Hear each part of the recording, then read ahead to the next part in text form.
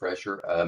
I put up the agenda here just for a minute. I want to just kind of go over our schedule today. I know that you guys have already got this the agenda, but I just wanted to kind of go over a few things right quick before we got started with the actual main presenters today. The presenters this morning is going to be Seth Arney. He's the loss control supervisor for Cherokee Nation's risk management. He's going to be talking to us about hazard communication, PPE, and bloodborne pathogens. And then we'll take a break for lunch, and it may be a little more than an hour, so give you guys extra time to do whatever you need to do and catch up on your emails. And then this afternoon, we're going to have Mark Bighorse, who is our training manager for the Cherokee Nation EMS, and is quite an expert in the fields of first aid, field safety, and those kind of things. So this morning, we're going to have Seth talking from risk management about those topics. And this afternoon, we're going to have Mark from the EMS office talking about some first aid and field safety. Anytime during the presentations today, I'm sure the speakers wouldn't mind if you had a question. We've got plenty of time. We spread the sessions out pretty well where we can have plenty of time for questions and comments, or you can wait till after the session to make a comment or a question. Also, feel free to leave a question in the comment box, and then I can either read it or have Jareen read it, and we get your question from the comment box also. I know that a lot of you guys need this class for a certificate saying that you've taken the 8-hour. So I do ask you this, that if you need a certificate, please get a hold of me or Jareen. I put our emails on here for you to contact us after the training's over, not during the training, so you'll clog up the inbox. But after it's over, contact us, and we'd be glad to get you a certificate saying that you've completed the class today.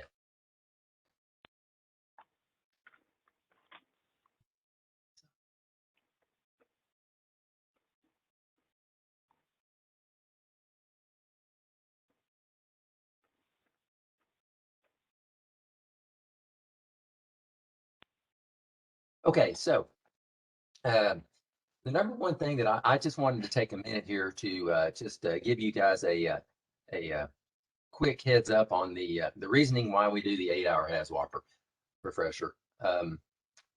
Most of you, or all of you, are probably taking the 40-hour HAZWOPER training, and once you take the training, you know it's required for you to take an 8-hour HAZWOPER every year as a refresher. And we get a lot of calls. I get calls all the time from people saying, hey, if I don't take my 8-hour HAZWOPER exactly on the date that is required that I took my initial class on, will I lose my certificate? And I've researched this, and we've asked on OSHA on some things, and it's come to find out that taking the 8-hour HAZWOPER on the exact date is not a requirement. The only requirement is that if you don't take it on the exact date or close to the date that you took it on, that you work for a person that says that you have the competency and the skills to keep doing that job until you do take the 8-hour HAZWOPER class. So basically it means that, hey, look, I can take the class as soon as I can, as close to the date as possible. Don't wait a year past your date to take the 8-hour HAZWOPER class, but try to take it within a close time frame of the time that you took it originally. But in the meantime, you are covered if your supervisor can say you're a competent person to be able to take the class. Also, try to remember that the class, we're going to try to do the class every year around this time, around April. I'm going to keep a schedule and try to keep us on a schedule for this class around April. But you can also take the class early. Like this class is a little bit earlier than the one that we had last year. It doesn't hurt anything to take it less than a year either. So, but I'm going to try to keep the classes around the April-May time frame. That way I can kind of help you all remember when it's going to be by making the class at that time. And then we'll all be pretty close within the compliance. So with that, I'm going to go ahead and get off here, and then I'm going to go ahead and let Seth join on and talk to us about his first session on the training for today. All right, thank you, Sean. I was gonna ask, would it be okay if I went ahead and did bloodborne pathogens before HAZCOM? Yes, Seth, you do it however you want to do it. We're all eager listeners. All right, thank you. Yes, like Sean said, I'm loss control supervisor here with Cherokee Nation Risk Management. And today I'm going to be presenting bloodborne pathogens and HAZCOM training. And two, we're going to, both of them will touch on PPE. And if I can get it going. Okay, can you see the screen, the PowerPoint?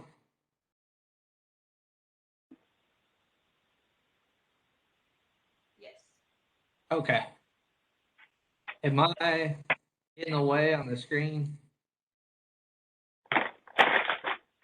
I don't know if y'all can see this little box with me and Sean in it. Yeah, we can see at the top, Seth. Oh, at the top. I'm not in the way of it. No, you're good. Okay. Okay. Let me see.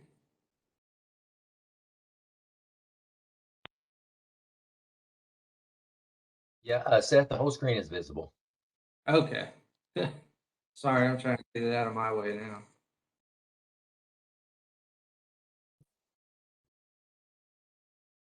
Okay. Can everybody hear me fine?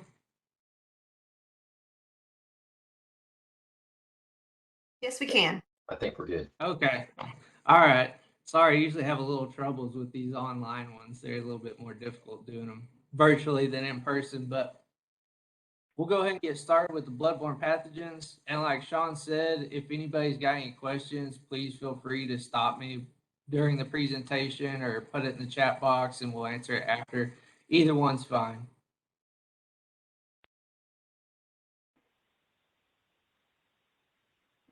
Okay, the things we're going to cover in this training are going to be the OSHA standard, which is 29 CFR 1910-1030. We're going to go over some definitions, different methods of transmission, talk about an exposure control plan, methods of compliance, talk about hepatitis B vaccine and post-exposure evaluation and follow-up, talk about HAZCOM just a little bit. And then obviously the next training is going to be HAZCOM, so we'll get more in depth on that. And then touch a little bit on record keeping. So here is that bloodborne pathogen standard. Like I said, OSHA 29 CFR 1910-1030. And it covers all employees whose job responsibilities put them at risk for exposure to bloodborne pathogens. And then employees must have access to a copy of the standard and the employer's written control plan. And that has to be provided to them free of charge within 15 days upon request. So if you wanted access to that information, your employer is required by law to provide that to you. And some definitions. First one is engineering controls. Those are going to be controls that isolate or remove the bloodborne pathogens hazard from the workplace. An exposure incident is going to be a specific eye, mouth, other mucous membrane, non-intact skin, or contact with blood or other potential infectious materials that results from the performance of an employee's duties. An occupational exposure is going to be a reasonably anticipated skin, eye, mucous membrane, or other contact with blood or other potential infectious materials that results from the performance of an employee's duties. So obviously some jobs are going to have much more inherent occupational exposure. Something like a phlebotomist or a surgeon is obviously going to have a much greater exposure risk than someone like me. And then a source individual is going to be any individual living or dead whose blood or other potentially infectious materials may be a source of occupational exposure to the employee. So if you were to get into an incident where you were exposed, that person's blood or other bodily fluids that you got exposed by, they would be the source individual for that incident. And then two, going back to the engineering controls, it said controls that isolate or remove bloodborne pathogens hazard from the workplace. We'll talk more about that later. And two, this training, normally whenever we give it, most oftentimes it's to healthcare employees. So a lot of this information is kind of geared towards healthcare employees, but obviously it applies in a much broader scope. But some of those engineering controls we're going to talk about later are going to be geared more towards needles and scalpels and things like that.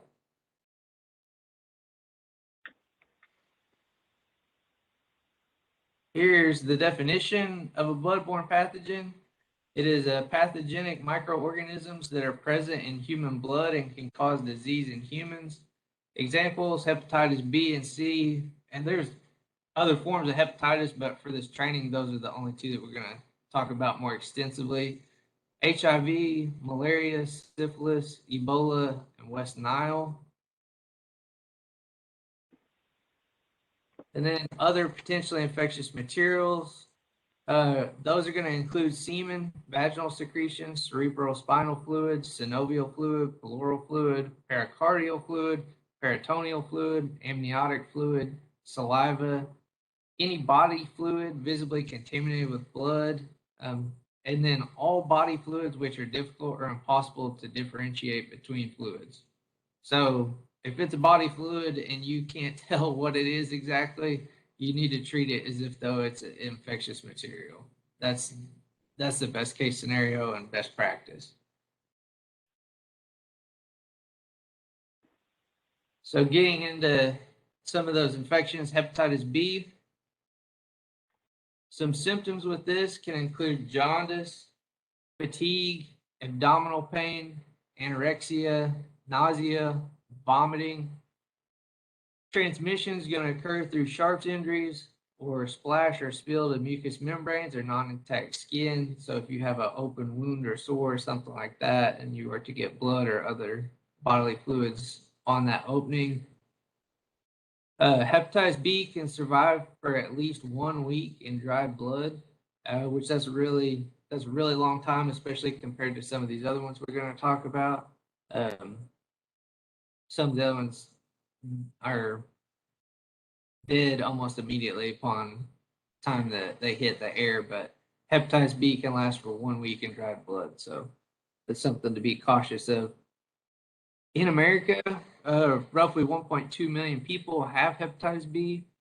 3,000 people die each year, and then there's a 5 to 10% chance of developing a chronic infection, and that rate increases dramatically the younger you are. I believe infants, that number, if you're an infant, it jumps all the way to a 90% chance of developing into a chronic infection. And I believe children age 1 to 5, it's 25 to 50% chance of developing into a chronic infection. And then carriers might never develop symptoms.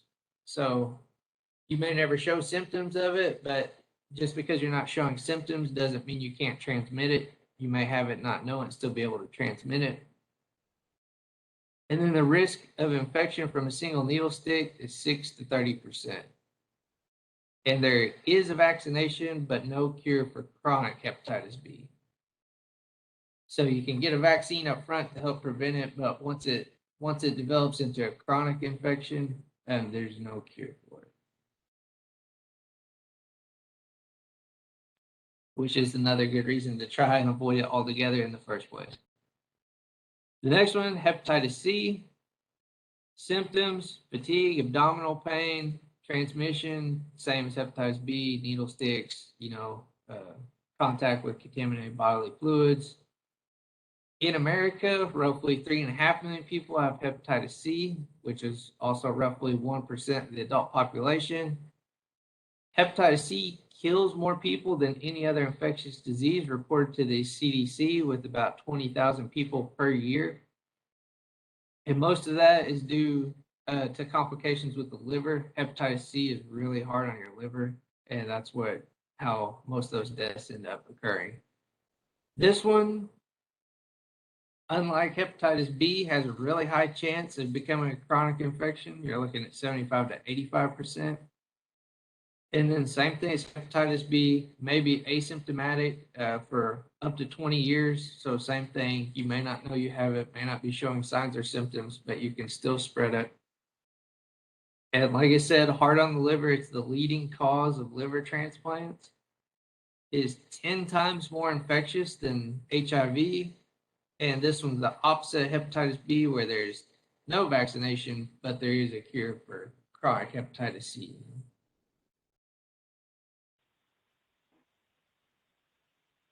Next one is HIV, or human immunodeficiency virus. Symptoms with this include swollen lymph nodes, weight loss, night sweats, opportunistic infections, and skin lesions. So it attacks the immune system, so it makes you much more susceptible to contracting other infections, things like that. Transmitted, same, these are all the same, contact with contaminated bodily fluids. HIV does not survive long and cannot reproduce outside a human host. So unlike hepatitis B that we said could last for up to 1 week in dried blood, HIV is not the same. It dies relatively quickly once it's exposed to the air and outside of the human host. Same thing though as the other two. You may be asymptomatic for many years. 1 in 5 people that have HIV are unaware that they have it. And there is no vaccine, no immune globulin, no cure, but we'll talk about something else in the next slide. And there's a vaccine clinical trials found to be ineffective. And some of this too, someone else may have more information on this than me. I haven't looked it up in about a year, but someone last time was trying to tell me that someone over in Europe or something, they were doing some kind of trial where they thought they may be close to a cure, but I don't know. I should have checked before I presented this, but I don't have any updated information on that. And there's about 1.1 million people have HIV in the US. There is the ART, though, is the acronym, and it stands for antiretroviral therapy. This, if taken as prescribed, it can lower the viral load, which is the amount of HIV in the blood.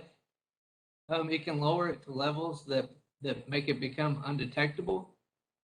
But this is something that has to be taken repetitively. If you were to stop taking it, those levels would rise again. So it's something that you have to take for the rest of your life if you did have HIV, but it can help dramatically, like I said, lower the amount to where it's undetectable. So, and it is really effective. It has effectively no risk of transmitting HIV to an HIV negative partner through sex if you're taking it and that viral load is below the undetectable level.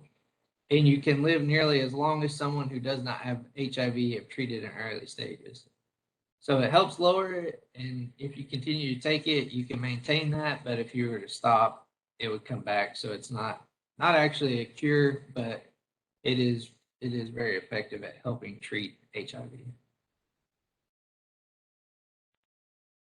Different types of transmission. There's going to be direct contact, which is infected blood or bodily fluid, mucus, from one person is transferred directly to another person. So these would be the most common. Indirect, a person touches an object that contains the blood or bodily fluid of an infected person. So if there was a blood spill or something like that, where it's on the ground or on whatever, any kind of surface, and then you go back and touch it and get contaminated that way. Respiratory transmission, it inhales respiratory droplets from an infected person through a cough or sneeze. And with COVID, I'm sure everybody's familiar with that. And then the PPE, which we'll get into, the mask. Vector-borne transmission, a person's skin is penetrated by a bite from an organism carrying the disease. I know in the beginning of the training, we mentioned several things like malaria and things like that. That are often transmitted by mosquitoes. Too, there's several, from ticks and other various insects that pass diseases. In the workplace, most commonly it's going to be a splash, splatter, spill, sharps injury, which is going to be needles or or scalpels, things like that. Injections, IVs, surgical and dental procedures, invasive procedures, handling and cleaning contaminated items. That's a big here at Cherokee Nation, since we have a lot of clinics. That's a lot of, we get all the reports of injury, and we do see quite a few needle sticks and dental instruments. Whenever they go to clean them, they'll get poked or cut with the dental instruments. So we do see that fairly often. That's generally where this training is given at, is in those places to help try and get those numbers lowered. But unbroken skin forms an impervious barrier against bloodborne pathogens. So generally speaking, without any kind of cut, scrape, anything like that, if you were to get blood on your skin, you should be fine. It shouldn't be able to absorb through your skin. But if everybody were to look at their hands real quick, almost everybody has some kind of cut, scrape, scratch, or something on their hands, hangnail, something like that. And typically speaking, your hands are going to be where you're going to come in contact with those bodily fluids. It's generally going to be the hands are right there near them.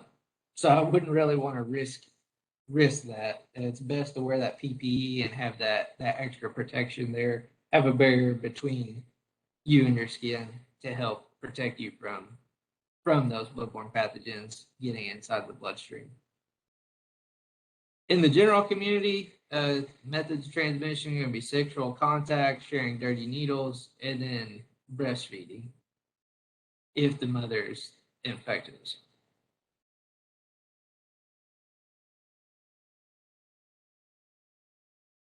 Here, kind of worst case scenario, these are your odds of contracting said disease if exposed. So HIV, it's only about 0.3%, which does sound extremely low, but still, there's always that chance there, and it's like, do you want to risk it? It's not worth it.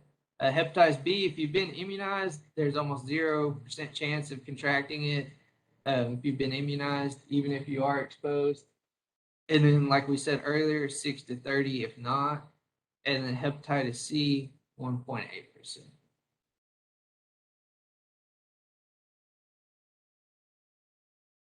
So each employer is required to have an exposure control plan. That's going to include exposure determination, methods of compliance. It's going to lay out all the training requirements, and then vaccinations and post-exposure evaluation and follow-up. And this is more so for people that are going to be directly in contact with bloodborne pathogens on a daily basis for the vaccination, post-exposure evaluation, and follow-up. And then communications of hazards to employees, which is going to be HAZCOM, which we'll get more into in the second training. And then record keeping. So exposure determination, what is your risk for exposure? If you're collecting or handling specimens, biohazardous waste, and bodily fluids, probably going to be extremely high. And it's categorized into 3 categories, category 1, 2, and 3. Tending to wounds or venipuncture and capillary puncture sites, cleaning contaminated surfaces and contaminated instruments, aspirating fluids, dental and surgical procedures, administering injection and starting IVs.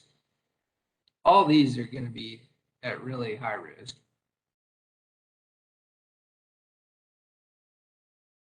Then this is probably the most important takeaway from this training is the universal precautions. And I'm going to read the social standard, which is 1910-1030 D1. And it states, universal precautions shall be observed to prevent contact with blood or other potentially infectious materials. Under circumstances in which differentiation between body fluid types is difficult or impossible, all body fluids shall be considered potentially infectious materials. So we kind of said that earlier in the training, where it's a bodily fluid that you can't determine what it is, just treat it as if though it's infected. That's basically what this is reiterating. If there's any kind of bodily fluid, you should always treat it as if though it's infected, regardless of whether it's a stranger or family member, cousin, aunt, uncle, whoever. You should always just treat that blood or bodily fluid as if though it's infected. That way, you're going to ensure that you're wearing all your necessary PPE and doing all the steps possible to keep yourself protected. And it's just going to ensure that you're always using best practice if you just treat everybody as if though, or all bodily fluids as if though they're infected. It's an approach to infection control. Like I said, must treat all blood and other potentially infectious materials as if known to be infectious for a bloodborne pathogen. You cannot make judgments or exceptions. Like I said, no matter if family member or whatever, I mean, even if you know they don't have anything, you still need to take those extra precautions. And like I said, make sure you're wearing your PPE and doing everything you're supposed to. Because like we said, bloodborne diseases can be deadly, and it's going to help protect yourself and your significant others. Because yeah, like I said, if you were to contract something, you may not even know that you had it, and then you could potentially pass it on to your loved ones or family members.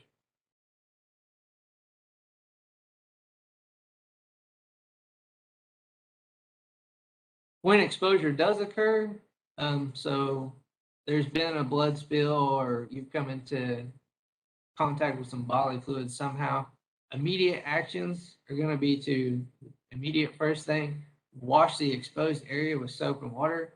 So if you get on your skin, let's say you get on your hands, make sure you wash those with soap and water thoroughly. If you were to get it on your face, flush splashes to the nose, mouth, or skin with water. If you were to get it in your eyes, irrigate your eyes with water and saline. And you're probably going to want to do that for up to 5 minutes. If you were to get it in your eyes, make sure you really wash those out thoroughly. And then the next thing to do is going to be to report that exposure immediately. It's not something to take lightly, so you'd want to report that immediately. And then if it's you or someone else, either way, direct the employee to a healthcare professional for treatment. So you'd want to go in and get looked at if there was a known exposure to bloodborne pathogens. The post-exposure evaluation and follow-up. So there's then whenever you go in, there's gonna be a medical evaluation and a follow-up after. You're gonna have to do some tests and blood work, stuff like that. Documentation. So all this will need to be noted, the routes of exposure and circumstances of the incident. And you need to identify and evaluate the source individual, so the persons whose bodily fluids you came in contact with. Then there will be a consultation with the exposed employee, and then the healthcare professional or the employer provides all incident information to the healthcare professional, and then the healthcare professional will release a written opinion within 15 days of evaluation.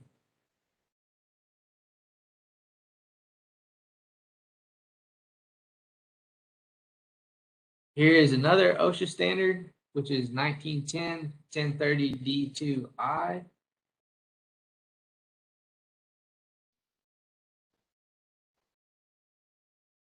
And then it says engineering and work practice controls shall be used to eliminate or minimize employee exposure. Where occupational exposure remains after the institution of these controls, personal protective equipment shall also be used. So now we're going to kind of touch on some PPE, and we'll touch on it again too in the next presentation. But basically what this is saying, it says where occupational exposure remains after institution of these controls, you're required to wear PPE. So basically, if you're required to wear PPE, that means that there is a hazard there, and it could not be removed from that job or that procedure. So just know anytime you're wearing PPE, there is an inherent hazard there, and it cannot be removed. So, and two, PPE is there to help protect you, but it's really it's a last resort type of deal. The first thing that you're going to try and do is either eliminate it or provide some kind of engineering control or something to eliminate or minimize that hazard or exposure. And if that can't be done, that's when PPE is brought in.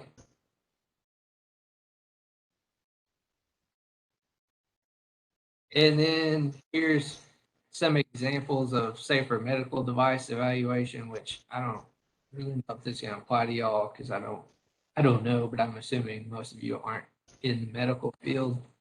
But this could apply to other things too.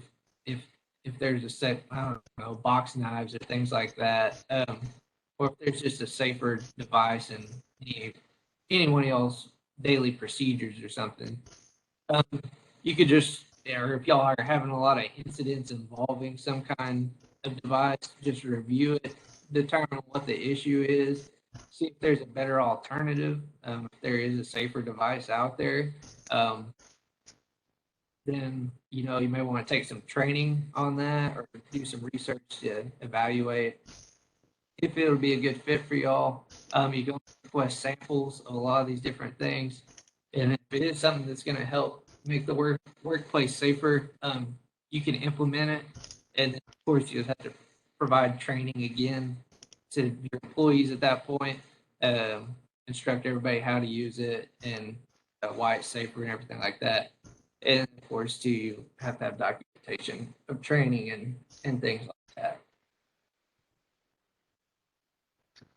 Here's just some examples of safer sharps. I just kind of read them off quickly since I don't think this applies too much. It's going to be things like blunted suture needles, needle systems, needles with engineered devices, so self-sheath, retractable hinge covers, self-blunting. All those are things to just try and knock down the risk of needle sticks to help that needle as soon as it's done being used. Sheathing scalpels and blades. Like I said, they make box knives that have these things if you're in areas use box knives a lot. Plastic blood collection tube, capillary tubes that are self-sealing, plastic or coated, things like that. Now back to PPE. It is specialized clothing. Are y'all getting a lot of feedback from that? It's echoing on my side. All right. I don't hear it anymore. Okay, so personal protective equipment or PPE is going to be specialized clothing or equipment worn by an employee for protection against a hazard. That has to be provided to the employee at no cost. It must be available in all sizes and hypoallergenic. That's to ensure that all employees are able to use said PPE, that they fit it, and then it's not going to give you a rash or anything like that, cause some kind of allergic reaction. If you're wearing PPE and it's penetrated by blood, remove it immediately, and then you go into those steps that we talked about just a minute ago. Wash with soap and water, depending on where you get it, face, eyes, what have you. Report it and then seek medical attention. And then obviously remove prior to leaving work. That should be a no-brainer. It'd be quite the scene to see somebody like that guy there in the top left picture with the Tyvek suit and gloves on driving down the highway.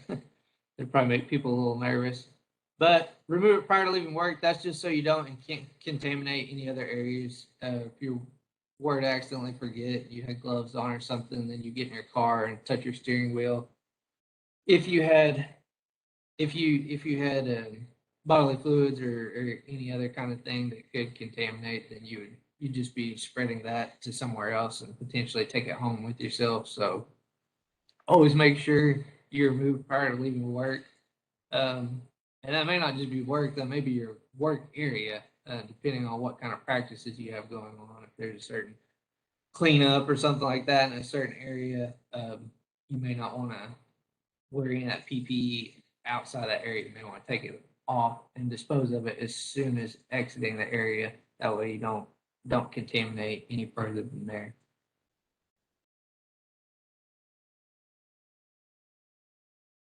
Housekeeping, there's another OSHA standard. Same thing, 29 CFR 1910, 1030. These are all 1030 because it's the bloodborne pathogens. And then it's D4. And it states that the work site must be maintained in a clean and sanitary condition. So that is a requirement by OSHA to make sure that the area is clean and sanitary at all times. Equipment, environmental, and working surfaces shall be cleaned and decontaminated after contact with blood or other potentially infectious materials. So if there's a situation where there's a blood spill or somebody gets cut somehow and they bleed and they get on the floor, that surface area needs to be decontaminated immediately after. Probably want to clean it with a bleach solution, help disinfect. And then laundry, I don't know that any of y'all are handling any laundry at work, but if you are, handle as little as possible with a minimum of agitation and then bagged on site and shall not be sorted or rinsed on site. A lot of times laundry is handled by a third party. Just makes it easier and kind of takes some of that risk off you as an employer. Okay, so say there was a blood spill or you got that contaminated somehow, or let's just actually, I'll say, I feel like this more if there's a blood spill. So if somebody gets cut, they're bleeding, what do you do now? So you immediately, the first step is going to be to wear that PPE. Like we said, it's going to help protect you. It's not necessarily going to help or not going to 100% prevent anything, but it definitely will help. That's its job function. And in this case, if you're wearing it correctly, it should 100% prevent if everything's done correctly in this scenario. So put on all your proper PPE, use appropriate disinfectant.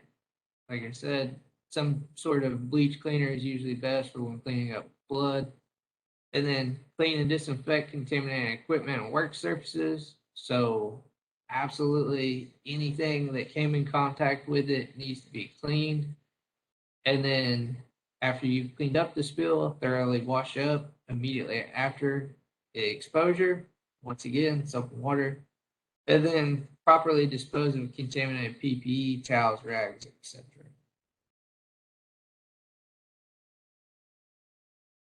Yes, and this is normally these are given in a clinic setting, so these have they'll have the biohazard trash cans. You all in y'all's workplace probably don't have those, but it would not be a good idea if you were to clean up a blood spill just to go throw it in the old ordinary office trash can.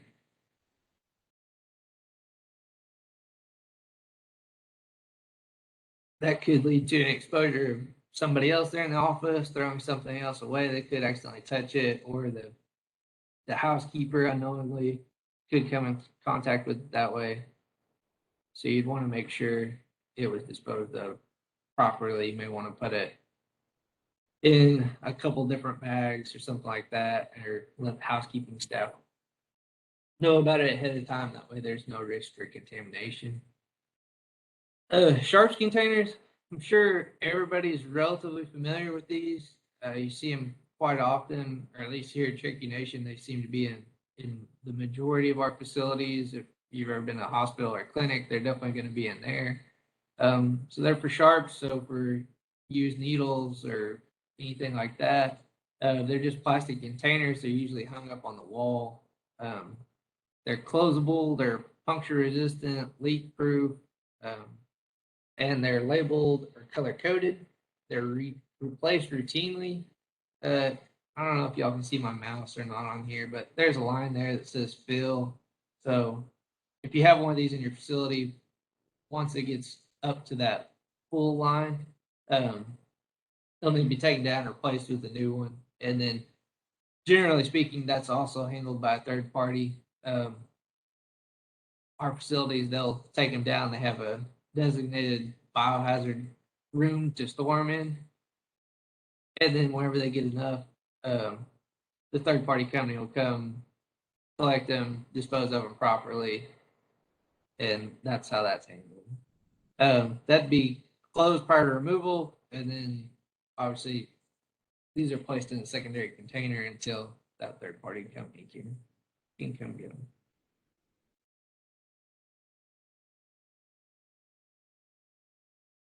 Here's a little more information on the hepatitis B vaccination series. And once again, this is kind of more if you were at a higher risk at a job that had a high risk for bloodborne pathogens. The employer should provide you the option of taking a hepatitis B vaccination, and that should be offered to any employee having occupational exposure, and it should be offered within 10 days after initial training.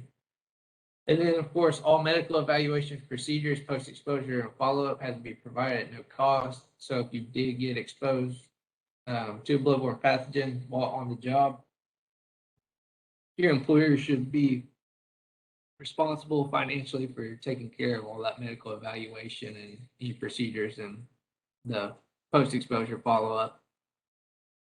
And then the declination statement is just if you either declined to take the hepatitis B vaccination or you've already taken it, you just have to sign a declination statement addressing that you don't want it or that you've already taken it.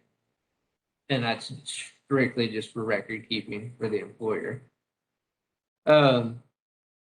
Communications and hazard to employees. We're not going to get too much into this. It's pretty brief because we're about to cover it in the next one. But it's going to include information and training. So training should be provided upon initial assignment, annually thereafter, and then anytime there's a change or modification to a task or procedure. So anytime there's a significant change to a task or procedure, if you guys have been doing something one way for 10, 20 years, and then all of a sudden some new equipment or whatever comes along and it completely changes your procedure, you're gonna need to provide training on that to catch everybody up to speed, make sure everybody understands the new steps and procedures and all that. That's going to help keep the workplace much safer, providing that training anytime there's a significant change. And too, like I said, that applies to that equipment too. We talked about some safer sharps. Anytime there's a significant change to equipment, provide training to your employees on how to use the new equipment. And then record keeping, which is 29 CFR 1910-1020. So the medical records are kept with regards to exposure and the hepatitis B vaccination. Obviously, all this information has to be kept confidential. And then training records should be kept. It should have the attendance, so all employees who were there, it should list the instructor. Just a brief summary of the course, what it was, what it covered, and then those training records should be kept on site for 3 years, or at least within the company for 3 years. Here at Cherokee Nation, like whenever we go get this at the clinics, we usually keep, or not usually, we keep records of training here in our office at risk management, and then to each facility, each clinic will keep their records on file for 3 years for training. And that's the end of it. Did anybody have any questions?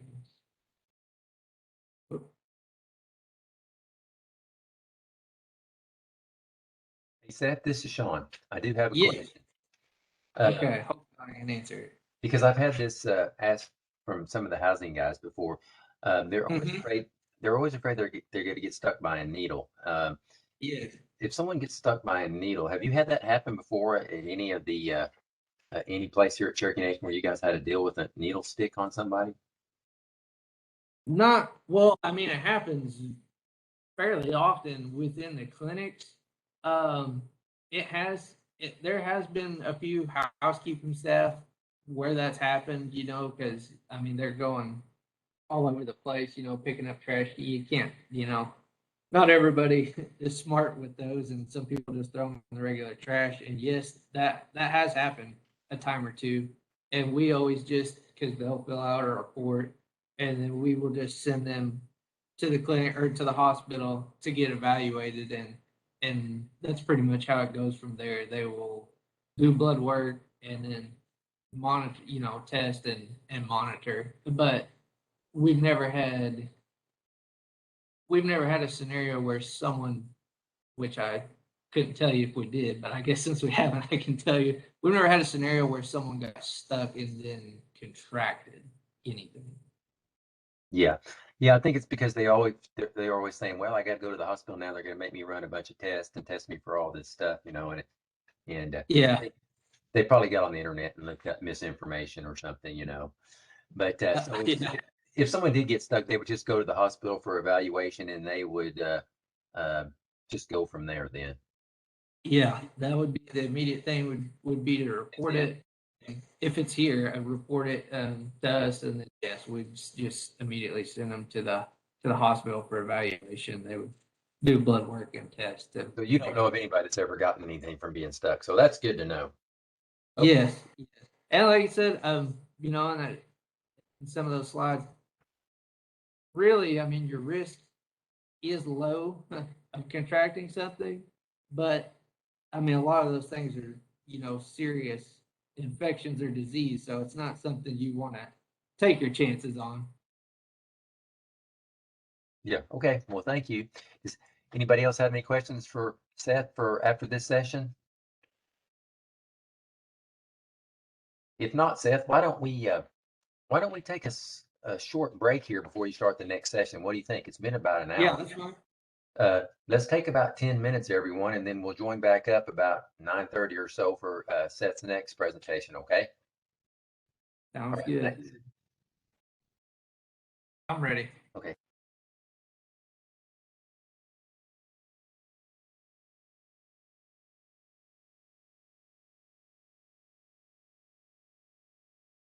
Um,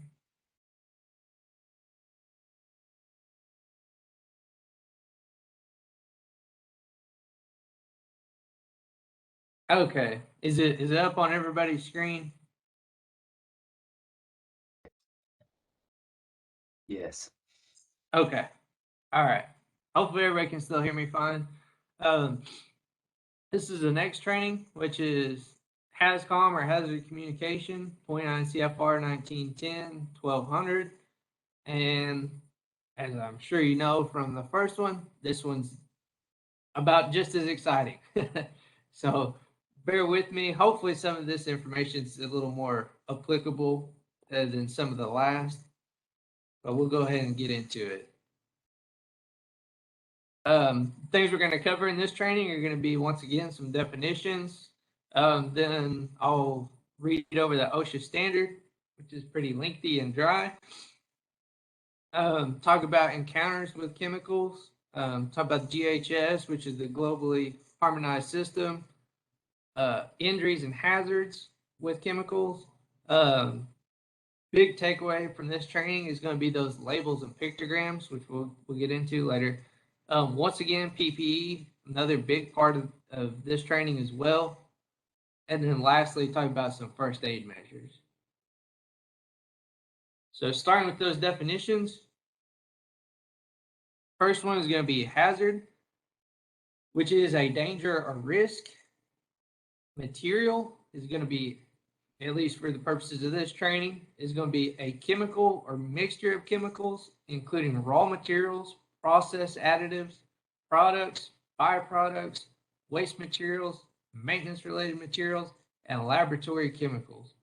So for the sake of this training, material is going to be basically anything that's got a chemical in it, whether it's mixed or direct, just anything that's chemical. The last one there is safety data sheets, which is a document addressing the risk management aspects of a material.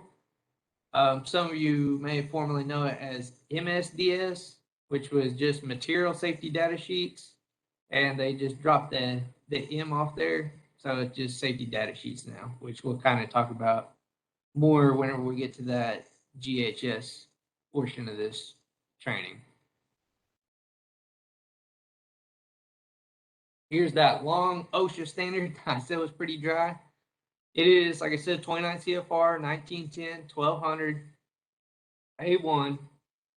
And the purpose of this section is to ensure that the hazards of all chemicals produced or imported are classified and that information concerning the classified hazards is transmitted to employers and employees.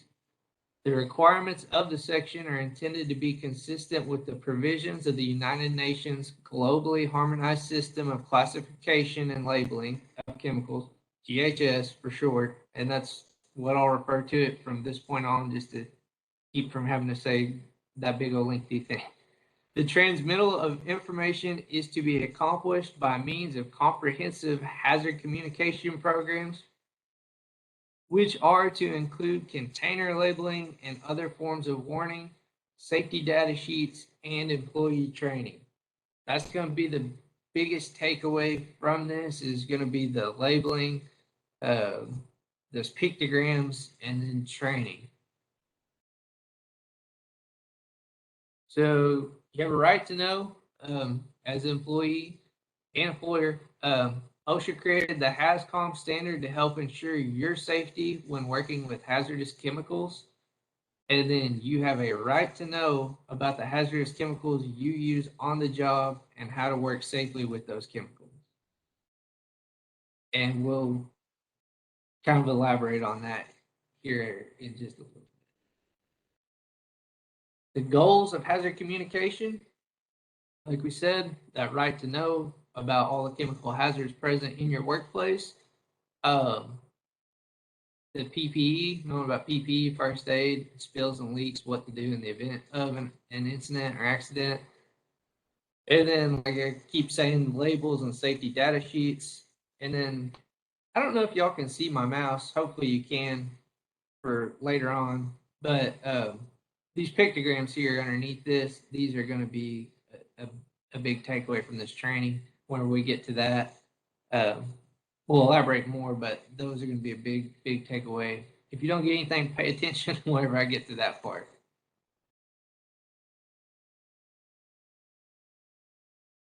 Okay, so encounters with chemicals.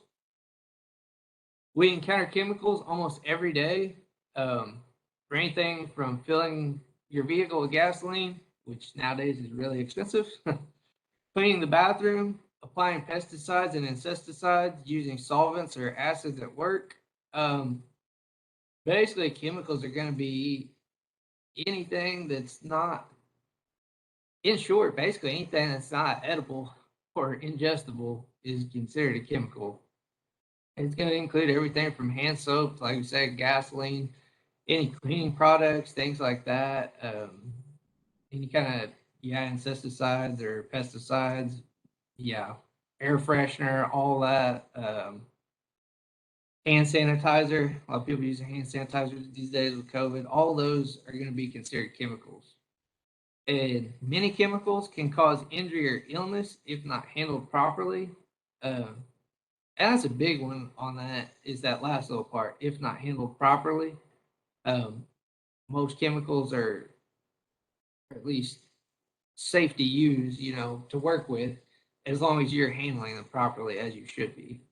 Whenever you're not, that's when the majority of chemicals will get you in trouble. Now, there's some things that are very hard to handle and require a lot of steps and PPE and things like that, engineering controls to be around. But for the most part, just your daily chemicals, they're pretty safe if handled properly. About 32 million employees work with and are potentially exposed to one or more chemical hazards. Approximately 85,000 chemical substances, according to the EPA Toxic Substances Control Act. I'm sure that number is just growing daily. I probably need to check that and see if it needs to be updated, because it hasn't been updated in a little while. We hadn't done a whole lot of trainings as of recent. But there it says hundreds of new ones being introduced annually. Some chemicals may pose safety hazards and have the potential to cause fires, explosions, and other serious accidents, which we'll touch on more whenever we get to those. Pictograms. How does this apply to you? Applies in various different ways, but if you're in an office setting or otherwise, you might think HAZCOM would not apply to you. However, you could always find yourself in a situation and not realize it. I'm sure you all, or I'm assuming the majority of everyone here is in environmental or some line of work similar to that. So you guys probably dealing with chemicals pretty regularly. This is just taking it down a notch to just say you're in an office somewhere where you really wouldn't think HAZCOM would apply. Typically, whenever you hear HAZCOM, you're thinking of somewhere that either produces, manufactures chemicals, or a cleaning company that uses chemicals a lot, or some kind of environmental where you're cleaning up places and there's a bunch of chemicals, maybe you don't know what they are, things like that. But HAZCOM really applies to everybody just because, like I said earlier, chemicals are so broad. I mean, it covers everything down to hand soap. So, but for example, if you were to use a cleaning agent for your desk or office, you need to know how to read the label prior to using the cleaning agent. Or on the other hand, recognize not to use something that could be mixed improperly or does not have a label on it. That is a big one with chemicals, is the mixing chemicals can get you in some serious trouble really fast. We had an incident. I was going to say it wasn't that long ago, but there's probably been over a year now, maybe two now I'm thinking about it, where somebody had mixed bleach and ammonia in a washing machine and we had to evacuate the entire building. There was an incident, this was many years ago, I believe, before I started here. At one of the clinics, they dumped various different chemicals down the drain and it created some kind of reaction and filled the building up with some kind of green gas, and the entire building had to be evacuated for several days. I think it was an extremely big ordeal, but mixing chemicals can be very, very dangerous. So you definitely shouldn't be mixing any chemicals unless you check the SDS and you're 100% sure that it is safe to mix them. And in case of an exposure or accident, you need to know how to react in an emergency situation. And then OSHA requires that everyone know how to find the proper information needed to protect themselves. And all that information is going to be covered in that SDS, which we will get to shortly. A globally harmonized system, like I said, GHS, was developed by the United Nations. It creates a cohesive, consistent approach to chemical product labels, provides easy to understand pictograms. Like I said, we'll cover those pictograms here in a minute. And it uniformed the format of the SDS, formerly known as MSDS. Like I mentioned in the beginning, it was called Material Safety Data Sheets. Now they're just called Safety Data Sheets. And at this point, if you still have MSDSs around, you should replace those with the new SDS. Well, I'll go ahead and finish this. Cost savings for manufacturers, and then develop with safety of employee in mind. What they did whenever they did this, hopefully everyone's kind of familiar with them already, but we're getting ready to get into it. But before, whenever it was material safety data sheet, all that information in there, it's the same information that was required as before, but when they switched to SDS, they just uniformed it. So now where your physical hazards or whatever, they will be in the same section every single time. So it just made it much easier to navigate those SDSs, whereas before when they were MSDS, the information you're looking for could have been the last section for one chemical, and then on another chemical, it could have been the first section. So you just had to do more digging. Now it's uniform, so if you know what you're looking for, it's going to be in the same section every time. It just made it much more user friendly, and this is it. And I don't know who made this. I don't know how they got this going, but it says section 1, then it goes to 3, and then back to 2. I don't know how they did that, but here's sections 1 through 4. So this is in that SDS or safety data sheet. So now section 1 is always going to be chemical and supplier information. So if that's what you were looking for in there, it's always going to be section 1. So before, whenever it was material safety data sheet, that could have been section 7. It was in there. You just didn't know where it was going to be at. You had to look for it. But now you know it's always going to be section 1. Section 2 is hazard identification. So all the hazards identified with that chemical, that's where they're going to be. Section 3 is going to be the composition and information on ingredients. Let you know what's in it, how much of, and this and that, what percentage. And section 4 is going to be first aid measures. So if you do get exposed to it, like here it says, if you get contact with eyes, so if you get in your eyes, it's going to tell you specifically what you need to do. I don't know if y'all be able to read this, but I don't know what chemical this is. I can't really read it. Methylene chloride. And I don't know what product this actually was, but for this product, if you got it in your eyes, it says flush eyes immediately with plenty of water for 15 minutes and seek medical advice immediately. So if you're to get on your skin, wash skin with soap and water. If your irritation develops, get medical attention. And that's almost always going to be the step, is to wash with soap and water, unless it's something severe that's going to eat away your skin immediately.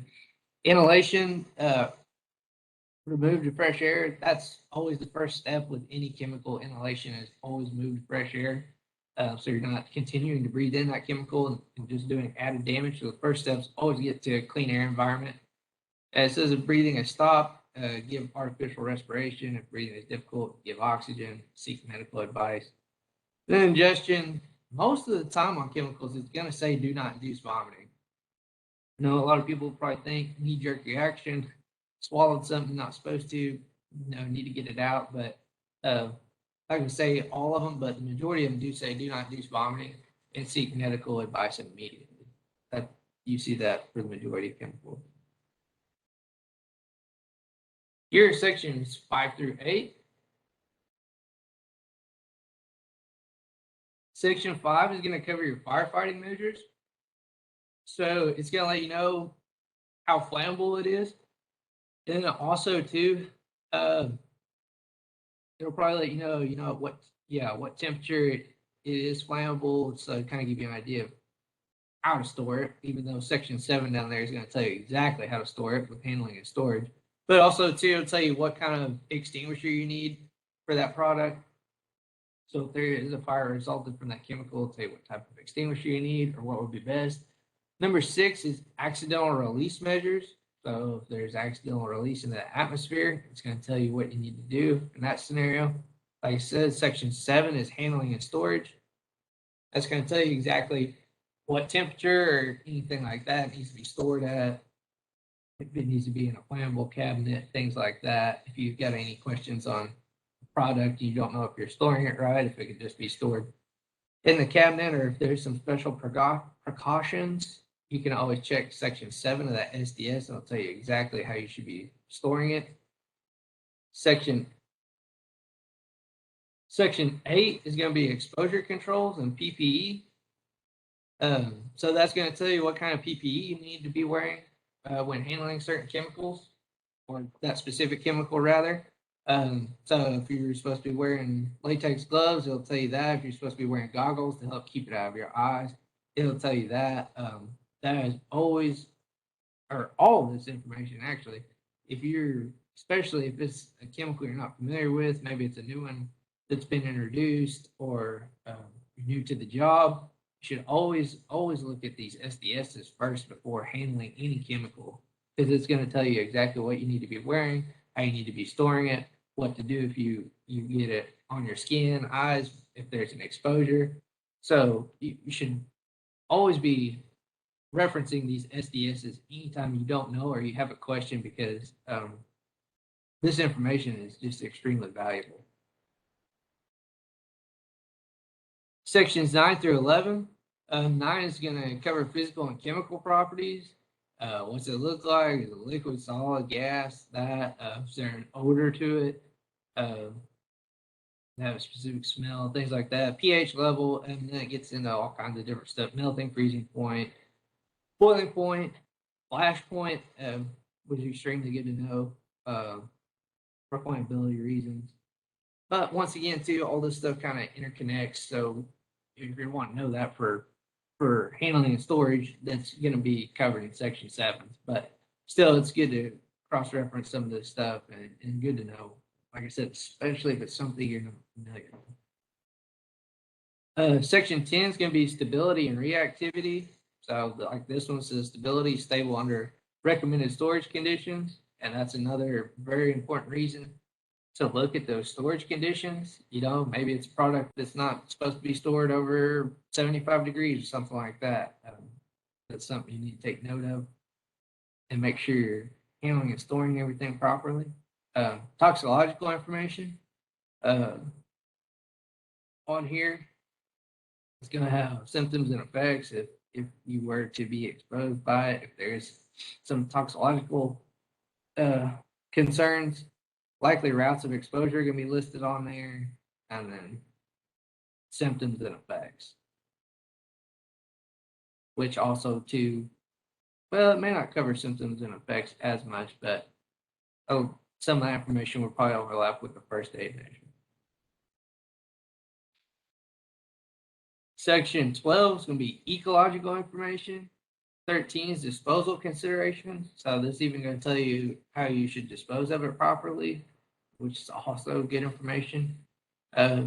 Section 14 is going to be transportation information. This is much more for the supplier getting it to and from. I don't think anybody's be dealing with bulk. I don't know though, y'all may with I don't know, on certain cleanup deals. I don't know if y'all are responsible for transporting stuff, but so some of that information may be valuable on transportation and required signage and things like that. Sections 15 through 16. 15 is going to be regulatory information, and 16 is going to be all other information. There's usually not a whole lot in section 16, because most everything is covered. And 1 through 15. At that HAZCOM standard, chemical manufacturers must, so that anytime you see shall, will, or must, that means they're required is absolutely have to. It's not a recommendation, it's something that's mandatory.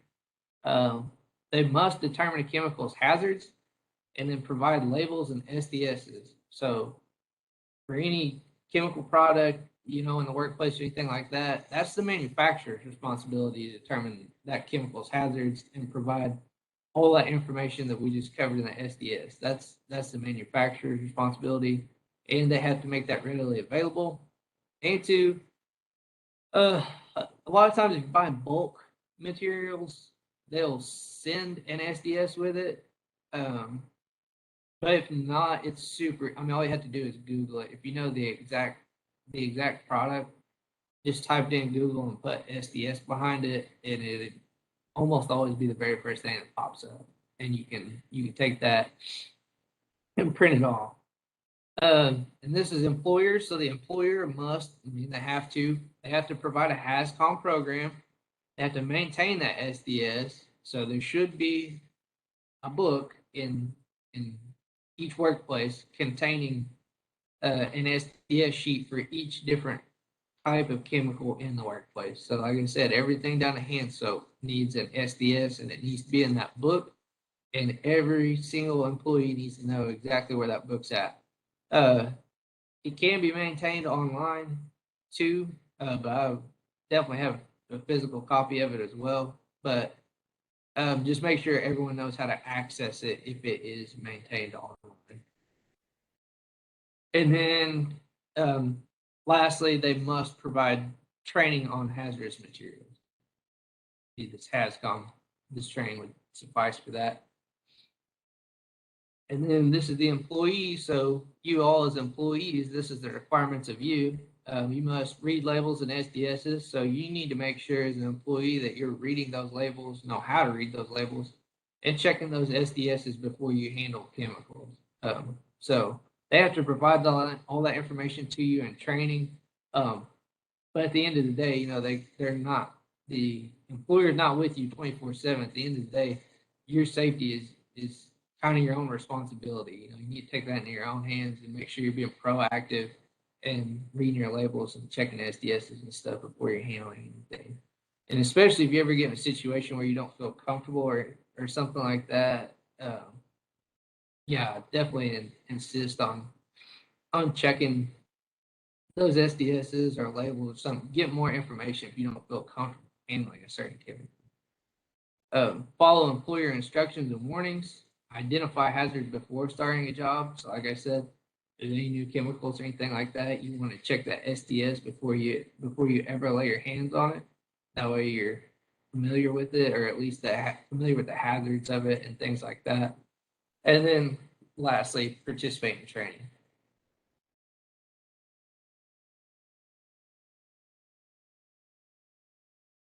So this says department responsibilities.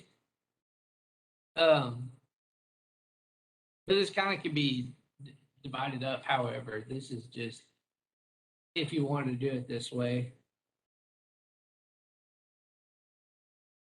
This is more for, like I said, kind of geared for some of the clinics, and some of them are big facilities.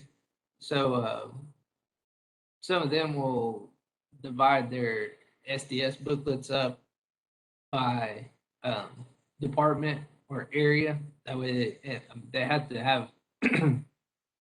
a master too, but they just have their chemicals in that area present. So that would be one way to do it if you had a really big building or facility. Is to, you may want to divide it up. That way, if there's certain chemicals, they're only used in one certain area or location of the building, and they're not found in any other area of the building.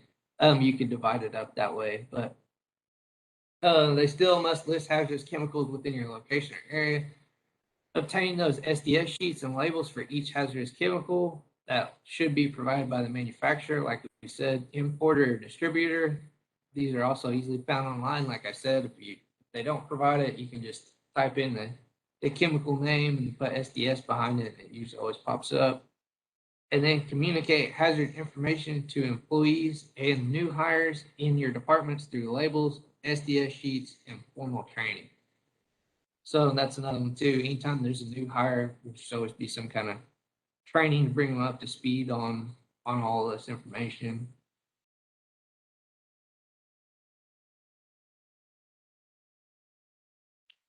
How can hazards be reduced when dealing with HAZCOM? The first step is to perform a thorough hazard assessment or materials inventory list. So just making a complete list of all the hazardous chemicals within your department, which should already be done, and they should all be contained within that SDS book. And then we as the employer can rely on the evaluation performed by manufacturers or importers to establish the hazards of the chemicals they produce. So like I said earlier, that's the manufacturer's responsibility to ensure that all that information is correct and accurate in that SDS. So the employer or whoever outside of work, it doesn't matter, the consumer, we're all trusting that information is complete and accurate in that SDS. And yeah, it just says this information can be found from SDS sheets and labels. But it's the manufacturer's responsibility to ensure that all that information is correct. And then we basically rely or trust that it is, and it has to be verified and all that. So it should be, all that information in the SDS should be accurate. And on the labels too, on the outside of the bottle, anything like that, pictograms, all that information should be accurate. So it takes a lot of, I guess it takes all the guesswork out of it for you. You can just read that SDS, know that information is verified, accurate, and then that's what you need to do. How must chemicals be labeled? So each department shall verify that all containers of hazardous chemicals entering the workplace or received for use will include the following information from the manufacturer. So all bottles or containers must be clearly labeled as to the contents of the chemical. So it has to tell you exactly what the product is. And then any and all necessary pictograms have to be on there, which we'll cover here in a second. And then list the name and address of the responsible party. So most likely the manufacturer. has to be on there. And see, that's another one I didn't mention, which but a lot of people overlook. Fire extinguishers. Those are full of chemicals. So too, in your SDS booklets, a lot of times these get overlooked, but your fire extinguishers, they have SDS sheets for fire extinguishers. So if you have multiple different types, if you have an ABC and a K, you'll need one for each since it's different chemical, or if it's CO2, what have you, or halotron, I mean, you'll have to have different SDS sheets for different types of fire extinguishers. And two, another place where the chemical labeling, where we see issues with this, obviously from the manufacturer, it comes labeled, it has to. But then a lot of times employers will receive the chemicals, and then housekeeping staff or whoever in charge of cleaning, a lot of times companies will buy these chemicals in bulk, and then they will transfer them into smaller spray bottles, and then they won't label, or they'll just write on there just with a Sharpie, write Windex. Well, it's not quite enough information. Like I said, here it has to have the contents of the chemical and any and all necessary pictograms. So if there's pictograms associated with that, and then it needs to list the name and address of the responsible party. And then from there, that's enough information for you to cross-reference with the SDS to find any other necessary information you would want to know. The SDS is going to tell you all the following, which we kind of covered, but we'll touch on again.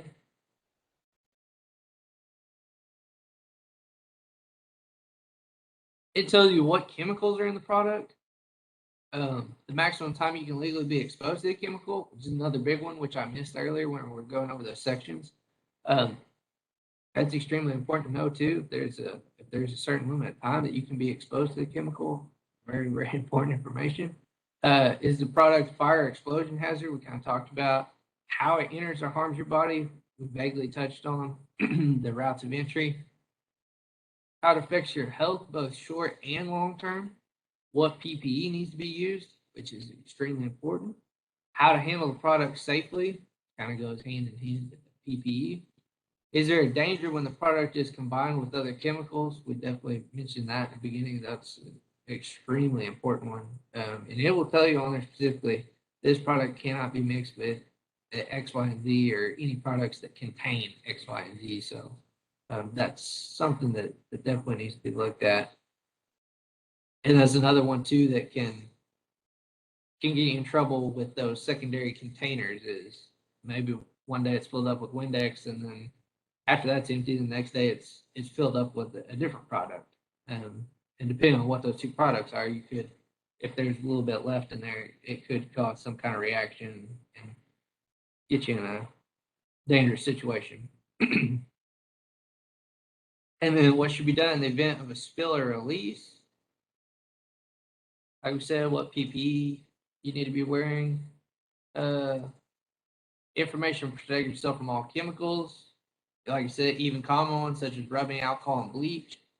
How to check the SDS sheet for cleaning up a particular spill. This too is really important and good information. If there is a big spill of a certain chemical, it'll tell you how you need to clean it up, what steps you need to take. First aid procedures for the chemicals in your area if an accident occurs, and then how to properly store chemicals with which you work.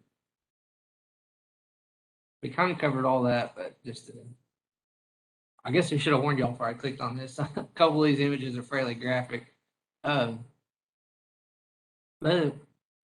different routes of entry, those are going to include skin and eye contact, inhalation, so breathing it in, ingestion, swallowing, and then penetration, just absorbed through skin or through a puncture or something like that, open wound, kind of the same thing as some of the stuff we talked about in bloodborne pathogens.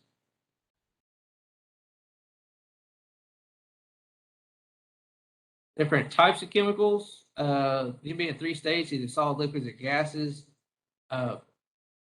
Majority of chemicals you're going to be coming across in the workplace can be liquids, and maybe gases if they're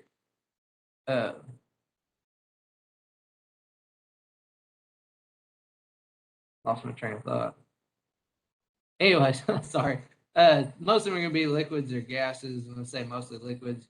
At least here in my work, I don't see too many solids, but liquids and gases are going to be the main two.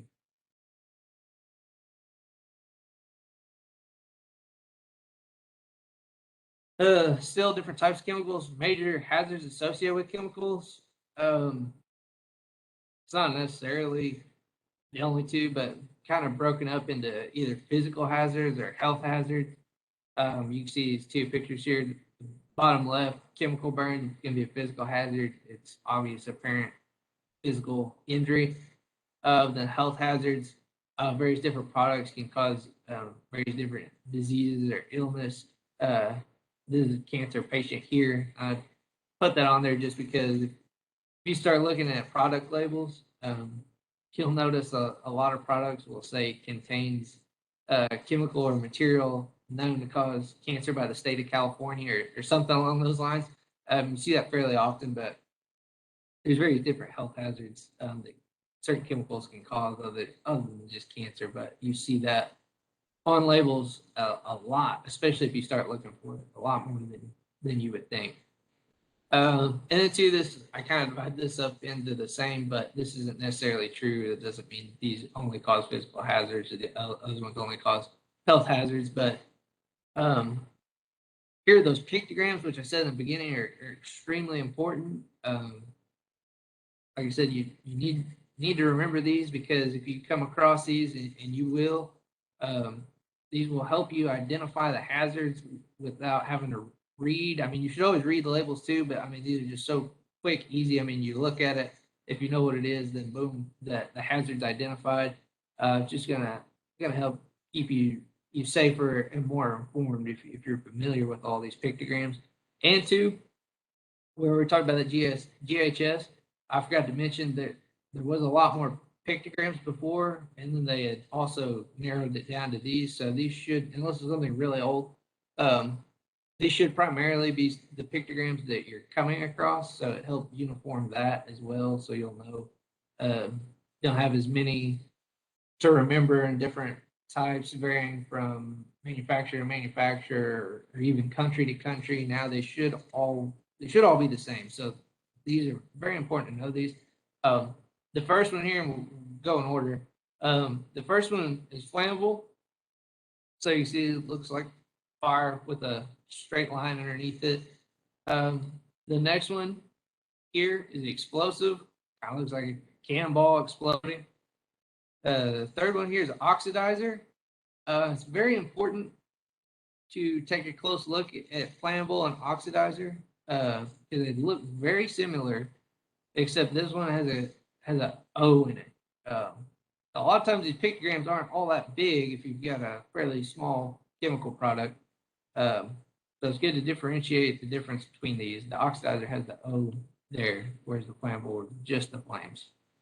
The next one is compressed gas, which that's supposed to be a compressed gas cylinder. A lot of people say it looks like a rolling pin, but it's supposed to be a compressed gas cylinder.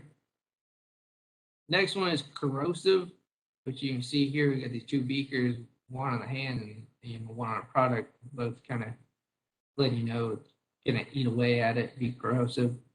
And then the last one for here is this exclamation point, which is an irritant. And kind of upside down I is a good way to remember that. But you will see that one quite often because more often than not, most products are an irritant of some sort, especially, if you get it in your eyes. The majority of chemicals are going to irritate your eyes. So you'll see this one very commonly as an irritant. And then you'd have to do some further investigation to know what kind of an irritant or how severe irritation. Well, and two, that may be totally dependent on the person. It's going to affect people differently, but it may be special precautions, that you don't want to get this in your eye or inhale it or something like that, but irritant is a very common one.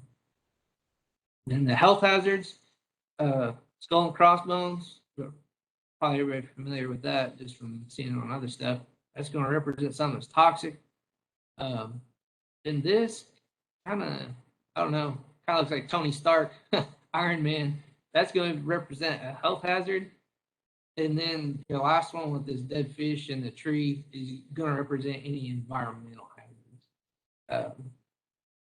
So these two on the left, the toxic and health hazard, if you're handling it, you're definitely going to want to be very cautious and look at that SDS before you handle it. Actually, if you see this, to know exactly what PPE and how to handle it, because these two can be very dangerous. Same with this, the big one for the environmental would be probably the disposal considerations. You want to look at that and make sure you're disposing of that properly. And then as well too, look at the use, because it could be dangerous to use in certain environments. Could be dangerous to animals, wildlife, or plants, something like that. So those are the pictograms. I'll kind of go back to them real quick again, just so everybody can take a look at them again, because these are really important to know. Like I said, flammable, explosive, oxidizer, compressed gas cylinder, corrosive, irritant, and then toxic, health hazard, and environmental hazard. So all those are very important, and hopefully, like I said, if nothing else you get from this training, you take away and you know what those are going forward. And two, those will be listed in that SDS as well. So those pictograms will be labeled in there to let you know those present hazards. Once again, back to PPE, personal protective equipment. Major categories with PPE is going to include head protection, eye and face protection, respiratory protection, hand protection, and foot protection. Earlier in the bloodborne pathogens training, I had mentioned that PPE was, a last resort that was there to help protect you, but it wasn't necessarily going to prevent an injury. I'll elaborate a little bit more on this, because with the bloodborne pathogens, I mean, if you're doing everything correctly, wearing that PPE, that should prevent you from coming in contact. If everything's best case scenario working like it's supposed to, you don't have any punctures in your PPE or anything like that. That should, but for instance, I'm sure everybody's familiar with a hard hat. Like wearing a hard hat out there on a construction site. Yeah, the hard hat's gonna protect your head, and if somebody drops something off some scaffolding that's 10 foot high, they drop a hammer, it's your hard hat. Yeah, that's gonna protect your head. But if somebody's 10 stories up and drops a 4 or 5 foot piece of rebar, and then that hits you in the head, that's just gonna go right through that hard hat. And so that's kind of what I meant by it's there to help prevent, or there to help protect, but in certain scenarios, it's not necessarily going to prevent, not 100% anyway. So that's one of the big takeaways with PPE, is to make sure you know the limitations of it, I guess. And then two, like I said, understand that if you're having to wear PPE for whatever reason, there's a hazard there, and it couldn't be eliminated, or else you wouldn't be having to wear the PPE. If they could get rid of the hazard, they wouldn't be asking you to wear it. So really important to understand the limitations and the reasons why you're being asked to wear it. But like I said, head protection, that's going to include things like hard hats. Eye and face protection is going to be your safety goggles, safety glasses, face shields, things like that. Respiratory protection is going to be any kind of mask or respirator. You see that guy there in the bottom left wearing some form of respirator. Hand protection, be anything from latex gloves, leather gloves, basically any kind of glove. cut resistant glove. It just depends on what you're doing. For the sake of bloodborne pathogens and HAZCOM, I would say the main ones are going to be the respiratory protection, hand protection, and two, it could be full body, with the Tyvek suit, depending on what it is, how dangerous the chemical is, things like that. And foot protection, usually most common is like steel toe boots, but or rubber boots too for chemicals, depending on what kind of chemicals it is, things like that. Slip resistant shoes, all those are different forms of PPE. Like I said, they're to help keep you safer, but at the end of the day, you too need to be safety conscious and extremely aware of the limitations of that PPE and make sure you're acting in a safe manner when performing certain duties or handling certain chemicals. Personal protective equipment, yeah, this, like, before I get back into that, yeah, for instance, you're wearing those gloves and handling a certain chemical. It's something small, but I mean, you need to be aware of the fact that if you puncture or rip that glove, then you don't have that protection against that chemical or that bloodborne pathogen. So just little things like that you need to be really aware of anytime you're wearing PPE. Just know the limitations of it. But that personal protective equipment, like we said in the last training, that must be provided to you at no cost. So the employer is required to provide that to the employee at no cost. Everyone needs to know where that safety equipment is stored. Like we said too, they have to have adequate supplies kept, to accommodate all employees. So all necessary sizes. Like you said, it has to be hypoallergenic, so somebody doesn't suffer allergic reaction while using the equipment, things like that. And yes, everyone needs to know where it's kept, and then those supplies need to be maintained and kept adequate. You shouldn't be in a situation where you have run out and your employees need equipment and don't have it.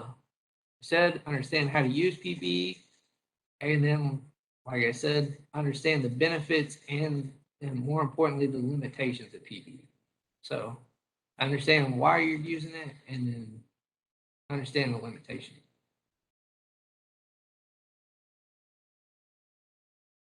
So first aid and emergency procedures. These need to be activated during the contamination, spill, or overexposure events. Contents of the first aid kit. So first aid kits are a big one. Either at your facility or in vehicle, wherever they may be kept.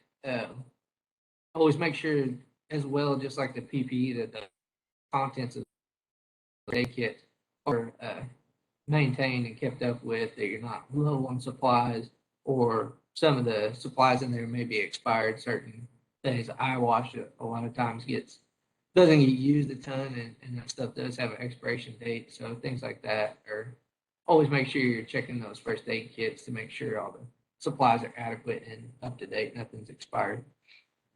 And then aid kits. So everyone needs to know exactly where they're at, how to get to them, and then how to use the items in those first aid kits.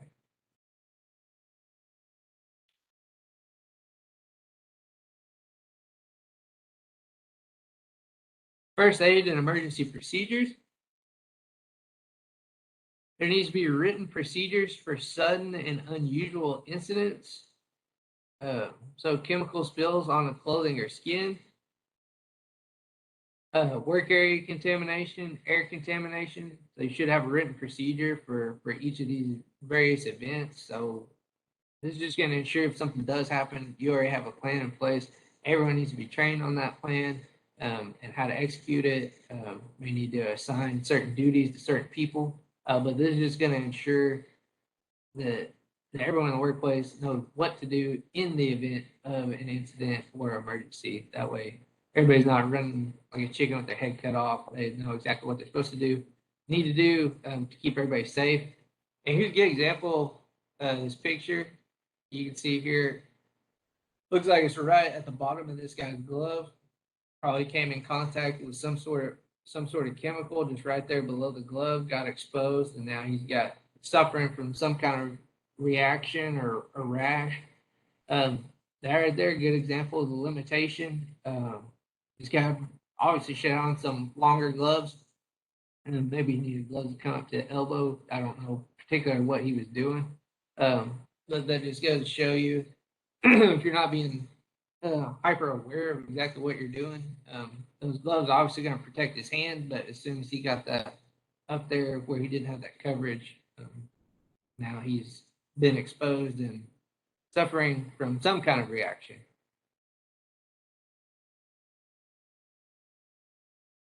So all this information take with a grain of salt. I touched on some of it a little bit earlier, but this is very broad. So you can't take this to heart. You would ultimately have to refer to that SDS for the specific chemical to know what to do in one of these exposed situations. But this is just like general rule of thumb. This is what it's going to say the majority of the time, at least 75% of the time. But ultimately, you're going to want to refer back to that SDS and check. And you should know that information beforehand. But if you got in a situation with maybe an unknown chemical somehow, these would be good first steps to take if you get to an unknown situation somehow. So this is if there's an exposure to your eyes. If you get chemical in your eyes, flush with water for 15 minutes, water or saline solution, or combination of both, for 15 minutes. Skin, wash with soap and water, and that's probably going to be for somewhere around 10 minutes. Inhalation, like I said earlier, the first step with any chemical inhalation is always going to be moved to fresh air. And then swallowing, like I said too, most of the time it's going to say do not induce vomiting, seek medical assistance. And it's going to be with all of these too, that medical assistance, because if it's something where you don't know what it is, you're definitely going to want to go ahead and get checked out to make sure something else doesn't develop.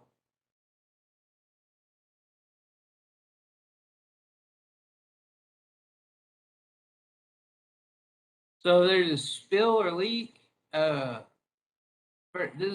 is like for a large spill or leak. It's not like if you spill a little bit of Windex on the floor or something like that. This is something at a pretty significant spill or leak, or if it's something that's very hazardous to health.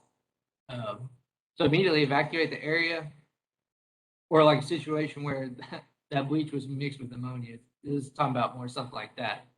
Notify a supervisor or the emergency response team. So notify whoever that emergency contact immediately. Remove ignition sources if safe to do so. So if this is something that's going to become a fire hazard, you want to remove those ignition sources. Like it says, if safe to do so, if you're having to put yourself in danger to do that, don't risk your own life to do that. But if it's something, if those ignition sources are a ways off, you have adequate time to do that. That's something you're going to want to do. And then the last step, stay away until someone can properly clean up that spill or leak so it can be properly contained and clean. Just get everybody out of there and make sure nobody's exposed, or at least as minimal exposure as possible. This is kind of going into the importance of labels. So those labels are going to identify the chemical, which we've kind of touched on. Some of this stuff is kind of regurgitated. It's just the same information twice. But it's all really important, so it's kind of good to hammer at home. But like we said, that should include the name, address, and emergency phone number of the manufacturer. Physical and health hazards, we mentioned, and those pictograms, special handling instructions, basic PPE recommendations, first aid response, spill cleanup. Generally, your labels are going to include these from the manufacturer. This is a big one, the NFPA diamond. which I'm sure everybody has seen at some point. I believe it's on the next slide. It's color coded though, blue, red, yellow, white. It's just a diamond there. This you won't see this all the time, but a lot of times you'll see it. And I believe, generally speaking, whenever if you're looking for this information, like in the SDS, it's not always in there, but if it is, I believe it's usually in the last section, 16, which is other. And sometimes it won't have the diamond. It'll just have it listed just like it is. It'll have blue, red, yellow, white, and it'll have the number out beside it. So it's on a scale of 0 to 4. 0 meaning there's no hazard, and then 4 meaning that there's an extreme hazard. And then white is always other hazards are special, and they usually there won't be a number there. Most oftentimes it's blank, more often. But sometimes it'll say something like oxidizer or reactive or something like that, or unstable under certain conditions. Something like that. Yeah, here it is. The bottom right. This is exactly what it looks like. So generally, you'll see it sometimes on bottles or in the SDS, but usually these three will have numbers in it. A lot of times the white will be blank, or it'll have some short word in there or something like that. But here again, those pictograms, once again, I'll go over them again. Flammable, explosive, oxidizer, compressed gas, corrosive, toxic, irritant, health hazard, environmental hazard, and then this NFPA diamond can have some really valuable information in it. Here's an example. So it says understand warning systems for chemical containers. This is the NFPA. So this is what I was talking about, where it doesn't have the diamond. It's just listed out with the numbers, and here's what it looks like with the diamond. I don't know what this is. It looks like paint, but I have no idea what it is. It could be some kind of wood stain. I don't know. But it looks like it might say, I don't know what that says. Thinner, maybe? Paint thinner? That might be what it is. But anyways, so it's got a 2 listed there, flammable, 1 health, 0 in reactivity. And then I think it says no hazard in the little bottom white, or it says something hazard. But that's just an example. And then this will kind of elaborate on what those mean exactly, or give you a little better outline. So health hazard, like we said, 0, no hazard. 4 is the high side. So if you see something, if you come across something with a 4 or a 3 or a 4 in the blue, that's definitely something you're going to want to make sure you've studied up on before you start handling that, because that's something that is very, very dangerous to your health. So yeah, I wouldn't want to be handling that unless I absolutely knew all the dangers present with it and what people need to be wearing and things like that.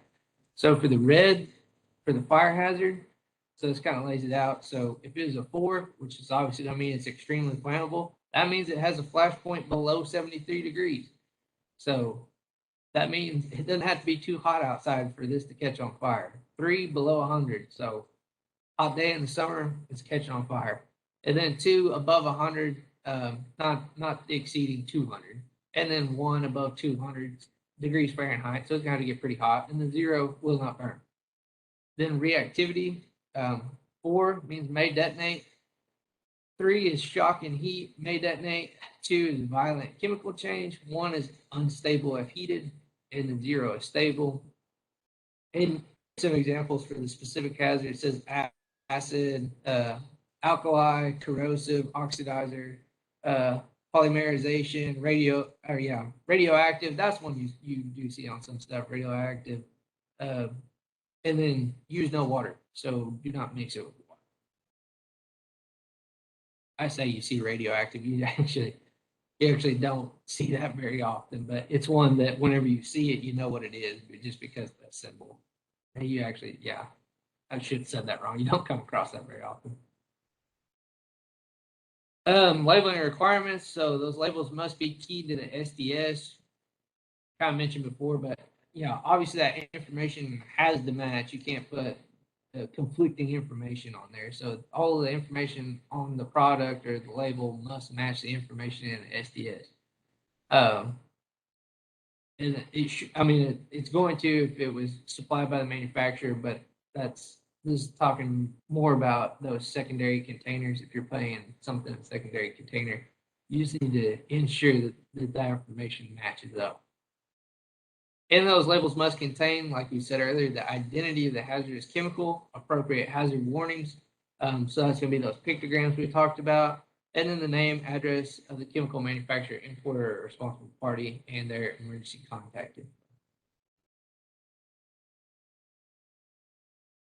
And that was it. Like I said, the main takeaway from that is just to be familiar, know how to, and be actively looking, checking those SDS sheets, getting all that valuable information from there. Always make sure you're wearing your proper PPE, and like I said, refer back to that SDS to figure out what that's going to be for the particular chemical. And then two, know those pictograms, because it's going to help you just immediately, first glance, be able to identify some of those active hazards present with that chemical. So that's why it's so important to know what those pictograms represent. Those are the main takeaways.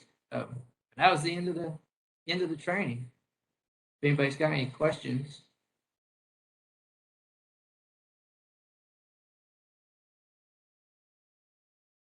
Of course, Seth, I have a question. Okay. Let me ask you this. This is a lot of stuff, all these forms and paperwork and all this. Is there, and you work in risk management, do you guys have this in a certain kind of a file or a program, or do you have a person that does this, or how do people store this where it's readily accessible? I think that's something that we've always had a problem with. Yeah, and no, we don't, because we just have so many facilities. We've got around 350 facilities, so we don't actually. We will help get one going if that's something the department needs. But we actually don't have like one complete list for all of Cherokee Nation, because it's just so varied, what all we have. So we just kind of relied on the department, or the department to provide one for their said facility. But we don't actually have a master one. Like I said, there's a couple of different ways to do it. Old school is obviously in the booklet, which is still, I think you should always have the booklet regardless. And then too, a lot of the clinics now, which they have their own program type deal that everyone has access to there. So it's a little better set up already, as far as these other smaller departments don't have something like that in place. But they also have all theirs online, in a shared location, in that Power MDS or whatever it's called, Power something, where they all have it stored online. But yeah, it's just one of those things. It just needs to be, everyone just needs to know wherever it's at. It needs to be made available, and everyone needs to know where it's at. But yeah, it's one of those things that gets forgotten about a lot, is the SDS booklet, getting new chemicals in. So it's just something you have to be thinking of. It's good too to designate one person to just be in charge of it, to maintain it. Maybe they just once a month go around and take inventory, or see if there's anything new and add to it, or if there's stuff that's been removed. It's kind of best to not remove too much out of it, just in case. You never know if you're going to get that chemical back in the facility, things like that. But hopefully that kind of answered. I was just kind of rattling on there. So do you guys at risk management check to see if the departments have this information? Surely HUD never comes to, does HUD ever come here to check any of this stuff? Surely. Yes, we're supposed to, when we go out and do our building inspections. Yeah, that's one of the things we look for. Yeah, we should be looking for those. If they don't have one, yes, we'll write that in the report that there's not one present, and then if they need any assistance getting it set up, we will give guidance or provide information. Or if they, for whatever reason, sometimes I've had to, people can't find a certain SDS sheet for a product, we help with that. Okay, and then one last thing. I know I've asked a lot. It's about PPE. You said that PPE has to be provided free of charge to workers, right? Yes, correct. Is the PPE, does the worker determine what they need, or does the company or the whoever determine what they need to give them? How does that work? Well, it would.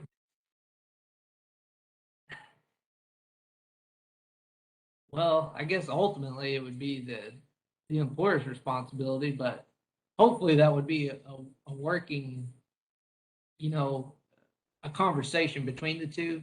If the employee feels like they don't have a certain piece of PPE provided to them that they would like, hopefully the employer would listen to that, and go ahead and provide that piece of PPE. But really, it's the employer's responsibility to have that figured out, what is required and what they need to have on hand. And then too, though, but it is also too, I mean, the employee has responsibility in that too, especially about maintaining. You run into that a lot too, in where employees don't want to maintain the PPE on certain things, or just going through it.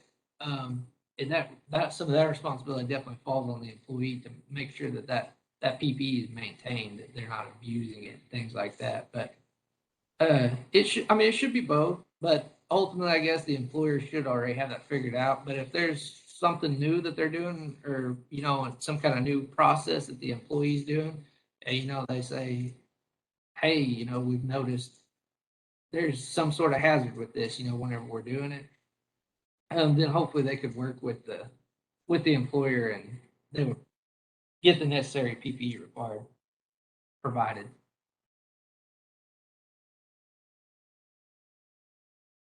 Okay, are there any other questions for Seth? The training for today will be recorded and placed on the iTech website or on the YouTube channel. So if you guys missed anything, I know it was a lot of information. You can get back on there and see. Do you have anything else for today, Seth, or is that all for you this morning? I received one other question here. Okay. I will try to answer. It was asked about SDS, where under disposal, it says it may just say something along the lines of comply with all your local laws or check with local officials for appropriate disposal methods. Is this vague language still allowed, and or who would the local official be? So that's something that's going to be hard for me to answer. I'm gonna say, yeah, that language is probably still allowed, which is, yeah, that kind of makes it tough for sure, because I really don't know. I don't know who exactly the local official would be. Because yeah, I mean, I would say just call the city, but then you're probably just gonna get a big runaround on that. So yeah, I'm not really answering that question good, but I believe that language is still allowed, and you still see that quite a bit. But as far as determining, actually getting down to the bottom of an answer on that from a local official, that's probably going to be pretty difficult, which is unfortunate.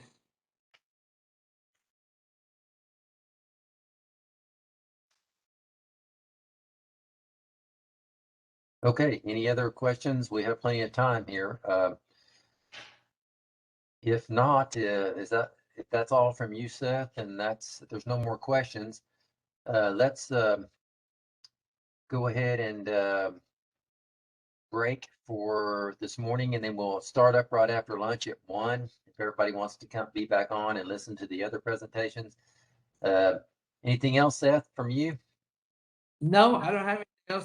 Thanks for having me. Hopefully some of that information was helpful. Yeah, if anybody needs has any questions, or if something slipped your mind, send me or Jareen the question, and we can get to Seth. I'm sure he'd be glad to answer your questions later on if something came up. Yes, absolutely. Yeah, if y'all think of something later, just send it to Sean. Yeah, I'll try to get an answer to y'all. Well, thank you, Seth, for spending your morning with us today, and we'll see everybody back about 1 o'clock. All right, thank you. Our speaker this afternoon is going to be Mark Bighorse. He's the training manager at the Cherokee Nation EMS here in Tahlequah, and he's going to be talking to us about some basic first aid and field safety stuff this afternoon. Thank you, Mark. Go ahead.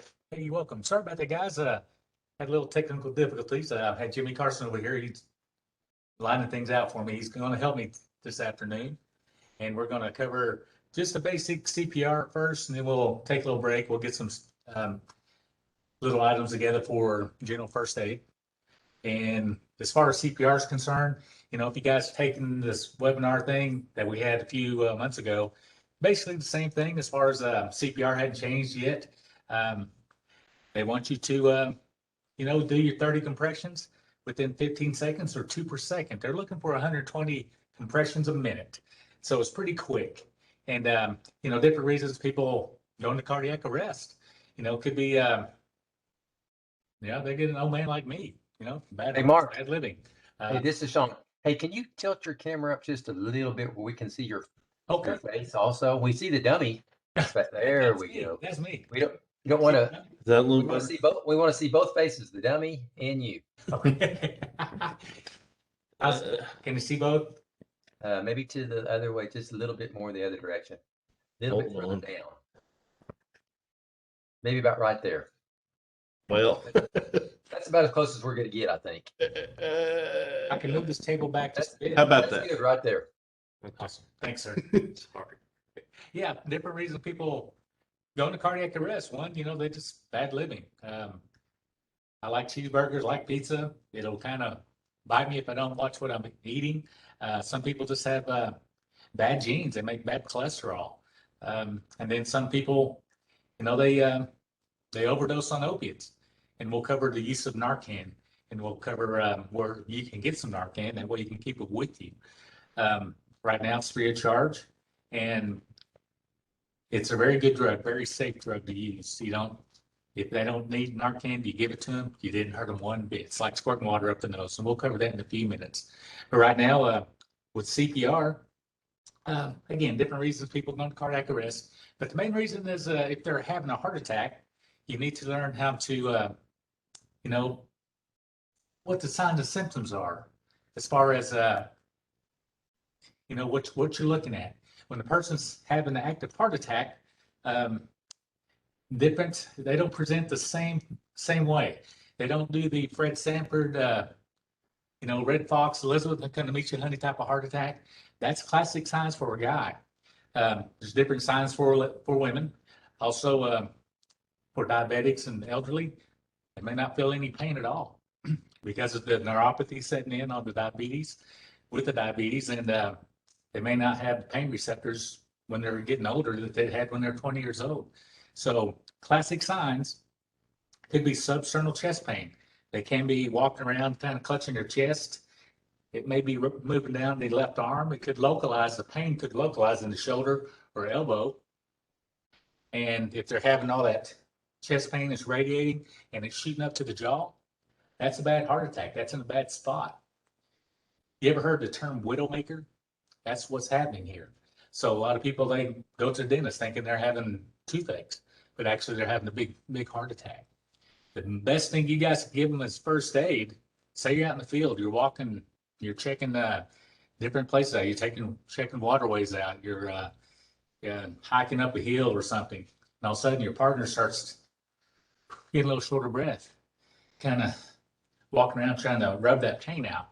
That's actually called Levine sign, trying to rub that pain out.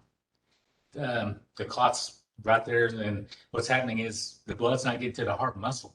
And when the heart muscle starts to need oxygen, starts to hurt, just like if you're working out.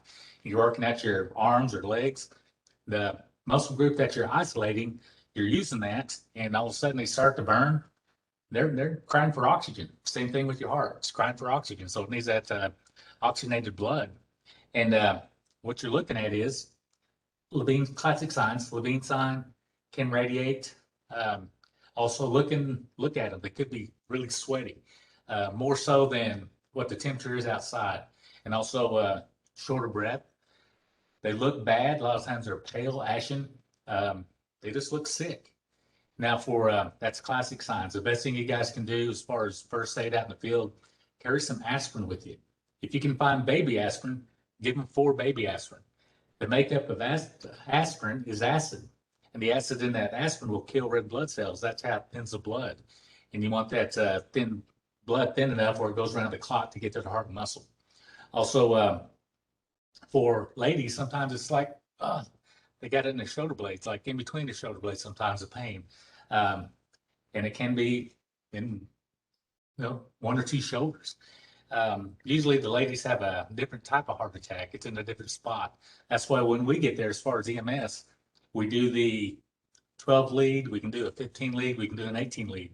We can look behind the heart to see what's happening, and we can localize where the heart attack's happening at by the waveforms we get on the EKG, and we can actually diagnose whereabouts that clot is.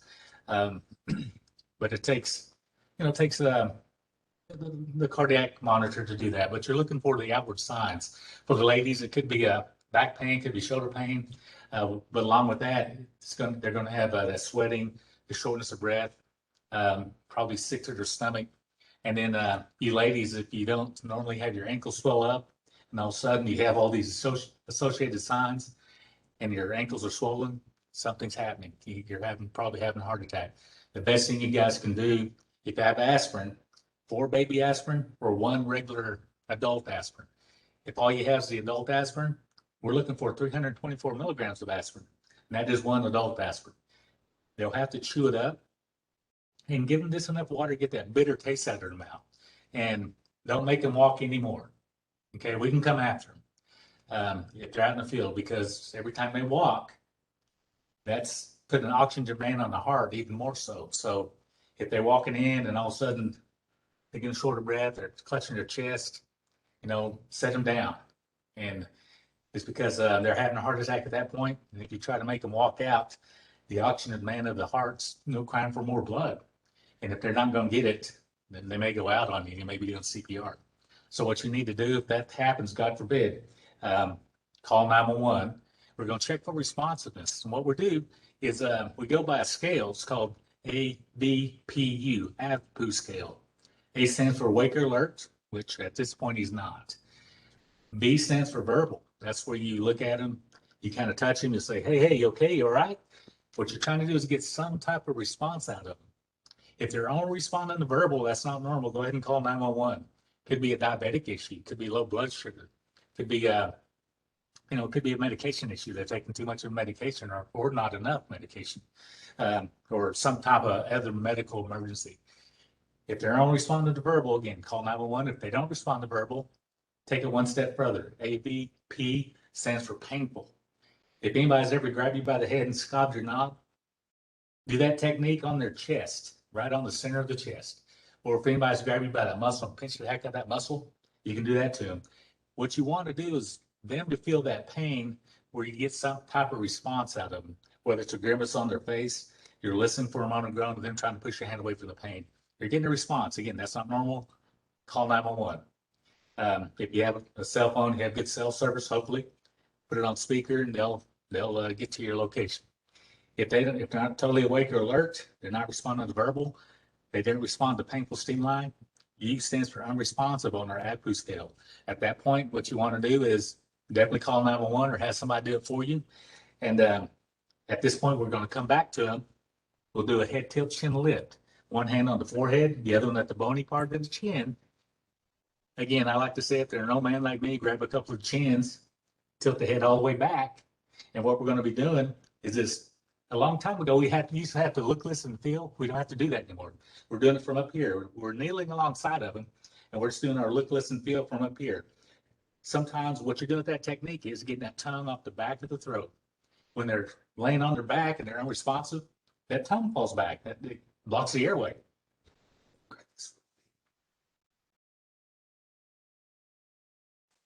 I know this is going to be hard to see, but that tongue will fall back.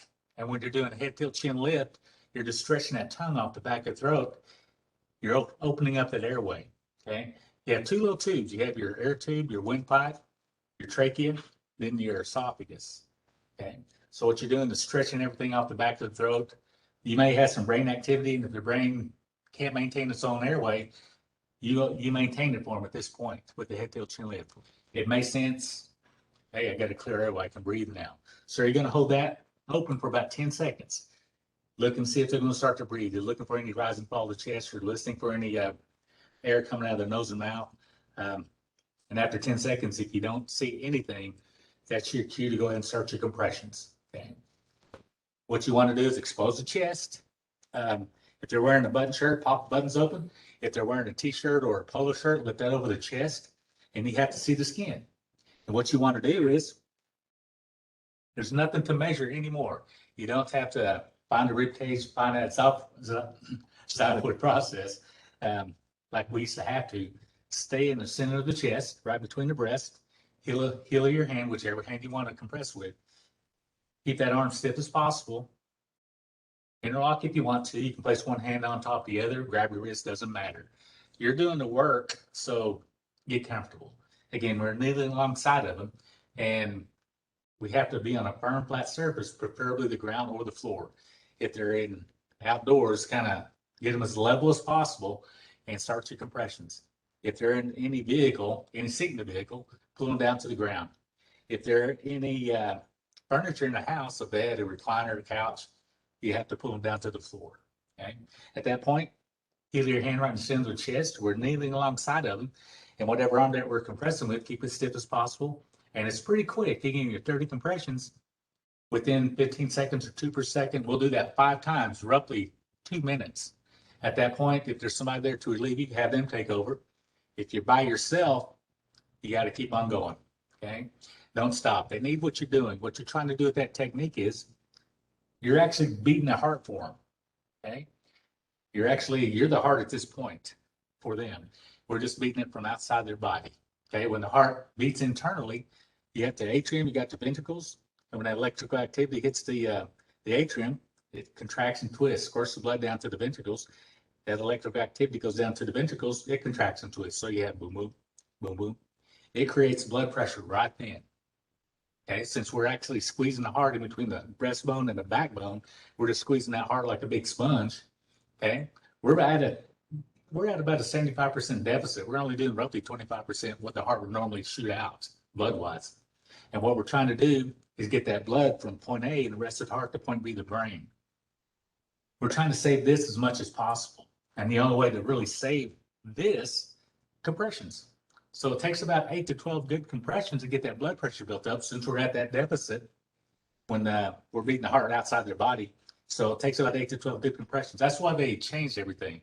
They went from 15 to 2 back prior to 2005, and then 30 to 2 right at 2005, and it just got a little bit quicker since then.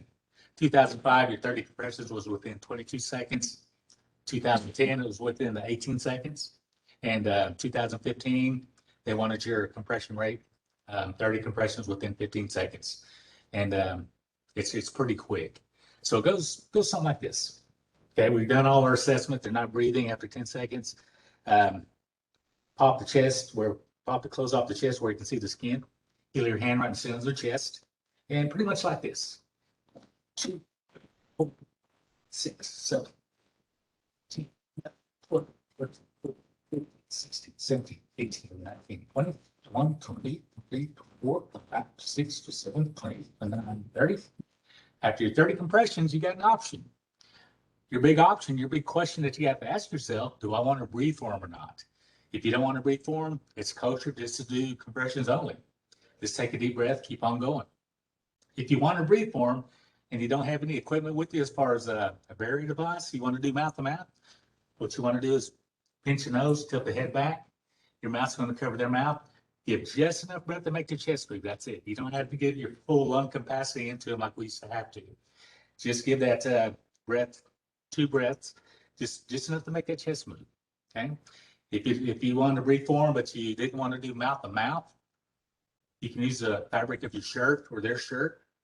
If you have like one of those surgical masks or a cloth mask, you can even breathe through that if you want to. Okay. But after your 30 compressions, if you want to breathe for them or not, it's going to be your option. So at that point, if I gave 2 breaths, I'll immediately go back to the chest. Okay. 2, 4, 5, 6, 7, 8, 9, 10, 12, 13, 14, 15, 16, 17, 18, 19, 20, 21, 22, 23, 24, 26, 27, 28, 30.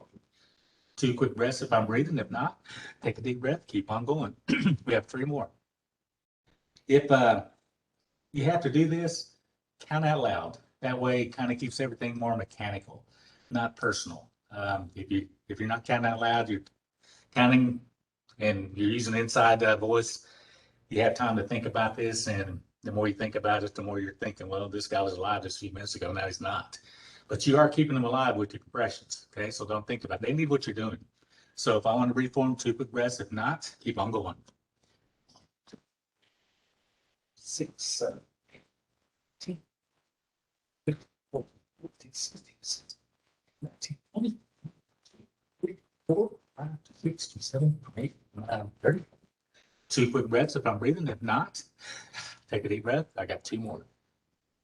1, 2, 4, 6, 7, 8, 9, 10, 14, 15, 16, 17, 18, 19, 20,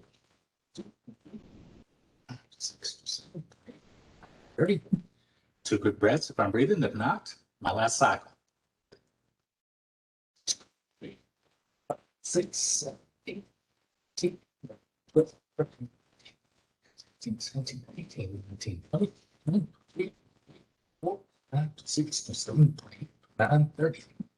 30 compressions. That was 5 cycles of 30 compressions. If I was breathing, 2 breaths. If not, I can do compressions only or hands only CPR. At this point, if there's somebody there to relieve me, I'll have somebody else take over. They can do the next 2 minutes or 5 cycles, and then I'll take over after that. If I'm by myself, I'll just have to keep on going until EMS gets there. Hopefully we get something back and they kind of wake up. Or I'm doing this so long that I'm having my own heart attack. At that point, I can stop. Okay. They need what you're doing, so do your best. Again, kind of take a deep cleansing breath, because if you get too excited, your heart rate goes up there. So if the heart rate goes about 140, 150, you start losing fine motor skills, and also you're not maintaining. You're not getting the blood to the brain like you need to, and you're not thinking straight. Take a deep cleansing breath and keep on going. Okay. Any questions so far?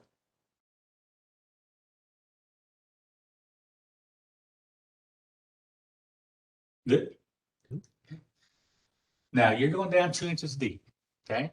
This technique's for anybody over 1 year of age, 1 year to adult. If it's a very petite 16-month-old, what you can do is heal in one hand, the other on the forehead. Okay. But we still want to go 2 inches deep on them. Now, the older the patient, you may hear snap, crackle, pop, because the chest is made to go out. Take a deep breath. It's supposed to expand. It's not really made to go in 2 inches. So you may hear snap, crackle, pop. Don't think you heard them. They need what you're doing. Okay, that's just a side effect. That's just like taking a medication. Some medications make you cough. That's just a side effect of taking that medication. So your compressions, you're going down 2 inches deep, and you hear snap, crackle, pop. That's just a side effect of going down 2 inches deep. Don't stop. They need what you're doing. Okay. Again, ribs will heal, but more likely what you're doing, not really breaking ribs, you're loosening up the cartilage that's surrounding the ribs, okay, before they attach to the sternum. So that will heal up. If we don't do anything at all, we just took away their chance. Okay. Now, the best thing you guys can do, if you have one, is if you have an AED, automated external defibrillator. Okay, I know they're pricey still, but if there's one available, take it with you or find where it's at, and very simple to use. The only time you hook that machine up is when you have to do compressions, when you have to do CPR. Okay, so what you want to do here is turn the power on. Okay, locate where they're at, turn the power on, and at that point, just listen to the voice prompts. Okay, what you want to do is simply turn the power on, lift the lid up. It'll start to talk to me. Somebody's still doing CPR compressions for me? Hope you can hear that. Should be louder than that. Okay, take the pads out of the package. Little diagram showing you where to put the pads. And what we're going to do is just kind of work around the person doing compressions. Place one pad on bare upper chest. Place one pad on bare upper chest. Somebody still doing compressions for me? Place one pad on bare upper chest. Heel second pad and place on bare lower chest as shown. Second pad and place on bare lower chest as shown. Touch patient. Analyzing rhythm. Touch patient. Analyzing rhythm. Stop CPR, so I'm going to look see if it's going to work. F5. Charging. Stand clear. Weekend. Okay, thank you, sir. Stand clear. Push flashing button to deliver shock. At that point, what you want to do is make sure nobody's touching the patient. Flashing button to deliver shock. There'll be some type of indicator button that's letting you know this is the button to push. What you want to do is put your finger over that button. You know where the button's at now. You don't have to look at the machine anymore. I don't know where you're at. So I'm clear, you're clear, we're all clear. Nobody's touching the patient. Clear. Shock delivered. It is now safe to touch the patient.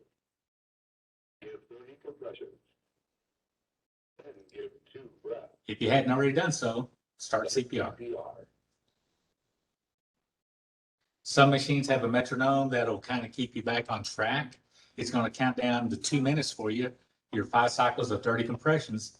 In between that, it's going to do 30, give breath, do 30 more.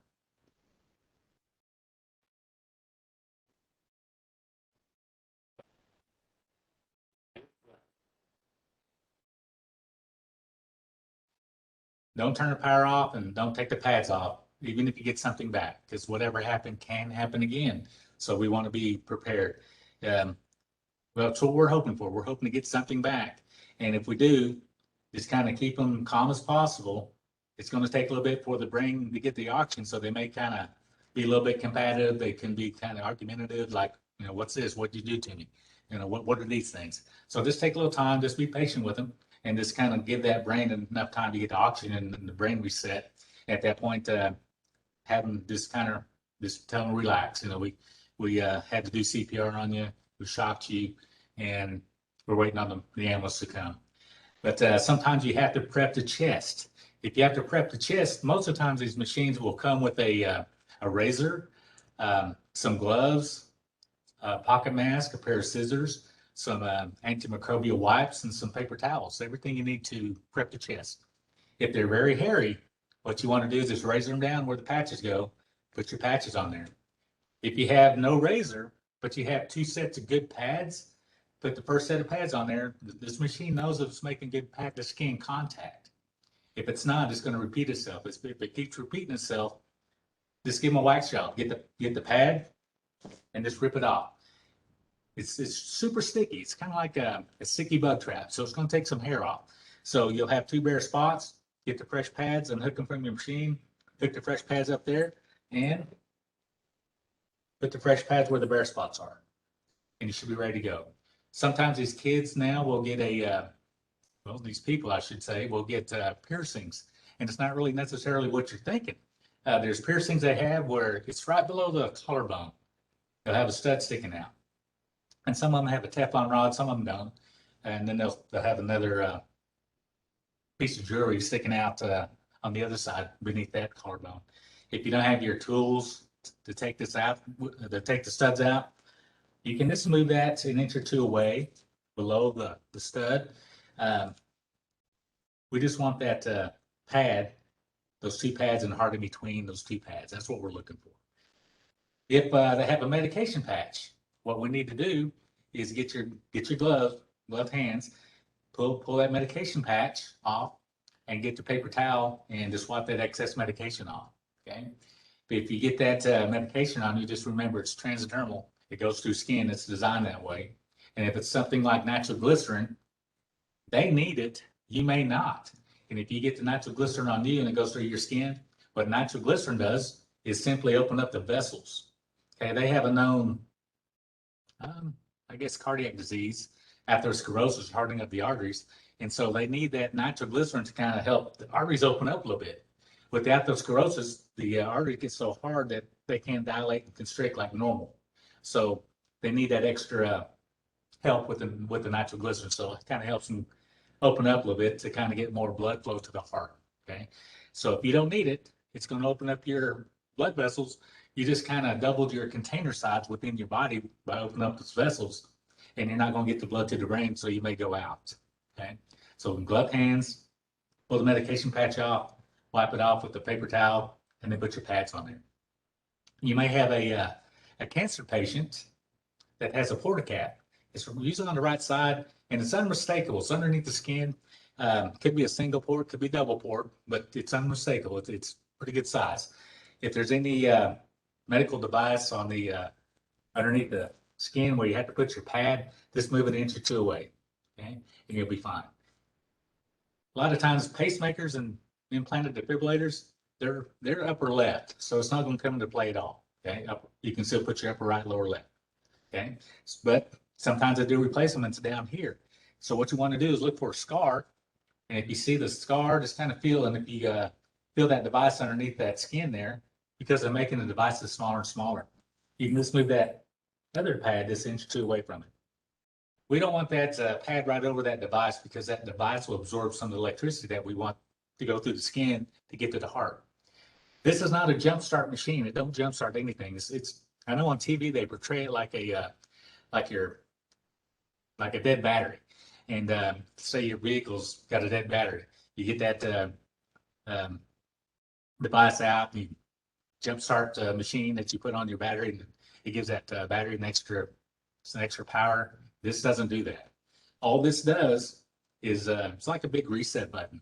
The heart goes into a certain rhythm that this thing will shock. Not everybody's going to get a shock just because we put the pads on there. Okay, it's looking for specific rhythms. There's two different rhythms that will shock. One is called VFib, ventricular, the lower part of the heart, fibrillation. Okay, it's a lot different than atrial fibrillation. People can live with atrial fibrillation. There's millions of people that do. They just have to take blood thinners, because with atrial fibrillation, the top part of the heart's quivering, but the bottom part's still shooting blood to the body. Okay, and as long as that they have atrial fibrillation, they have to take blood thinners, because that blood gets really thick in the atrium and it shoots down to the ventricles. And as it shoots down to the ventricles, we don't want to throw a clot. So we don't want to cause a stroke or pulmonary embolism. So with atrial fibrillation, they can live with that. Bottom part's still creating pulse. This thing is designed to shock ventricular fibrillation, which is the ventricles quivering, like a seizure of the heart. So we got the heart that's quivering here. This machine will shock this 100% of the time, and that's what it's looking for. And once it's shocked, it shoots that electricity through the heart. It just stops the heart with that electricity. Then hopefully it kind of resets the heart, the electrical part of the heart, that's going to take over a good beating rhythm. Okay, that's all this machine does. The other heart rhythm that will shock is ventricular tachycardia, which just means it's beating too fast. The bottom heart's beating too fast. The top heart's not squeezing blood down to the ventricles like it should be. And it has to meet certain parameters of that, even to shock that. But the VFib or ventricular fibrillation, it will 100% of the time. That's what it's looking for. Anything else on TV, you see them shock that flat line? That's only on TV. That's for your viewing pleasure. Okay. So what we want to do is just make sure that we put this machine on correctly, and we want to operate it correctly. We don't want to. We have one patient down. We don't need two. So we make sure nobody's touching the patient when we hit that button. And it's not like on TV where they fly 5 feet off the ground. That's for your viewing pleasure. What we want to do when we shock them, it's just a good jolt of electricity, and they kind of jolt us a little bit, and then hopefully the heart resets, and that way we can get a good beating rhythm. If you put this machine on and the first time you analyze the rhythm, it says no shock advised, don't think all is lost. You're going to do 5 minutes or your 5 cycles of 30 compressions, 2 minutes to CPR. It's going to reanalyze. Every 2 minutes, it's going to reanalyze your efforts. And the heart's the only muscle that creates its own electricity. It does it through sodium, potassium, calcium ions. There's little fast channels within the heart where these ions kind of go through and create electricity. So what you're doing with your compressions, you're smashing the heart, you're moving those electrolytes around. So the first time you analyze the rhythm, it may say no shock advised. After 2 minutes or your 5 cycles of 30 compressions, 2 ventilations, it may detect a fine defib because you move those electrolytes around enough. And if that's the case, great, it'll shock that and hopefully get something back. Okay. If you think that you can't put the pads on upper right, lower left, it's okay to put the pad right on the center of the chest and the other pad right behind them. Okay. You can still do compressions off that pad. It's not going to hurt the pad one bit.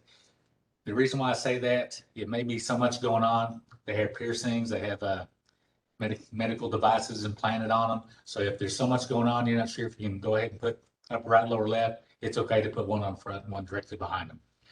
If you have a smaller patient, say you can use this machine on anybody from birth to 28 to 101 years old.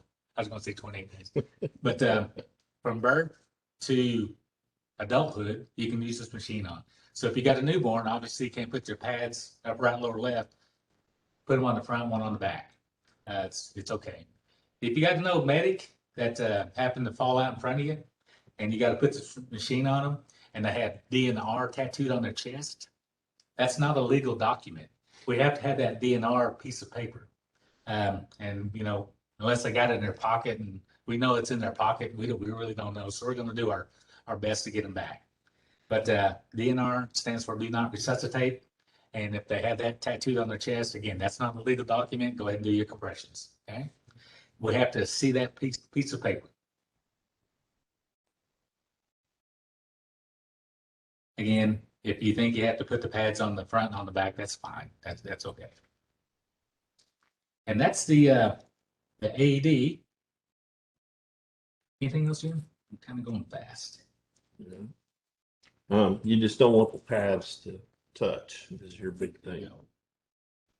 Now, a lot of places, when they buy a AED, they'll just buy the adult pads because you can use the adult pads on anybody of any age.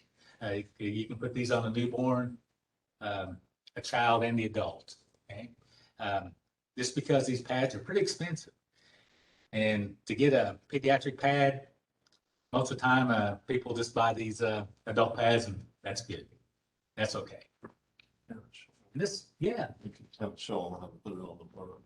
Yes, sir. And it's Jimmy Carson. So like a baby, you would put one front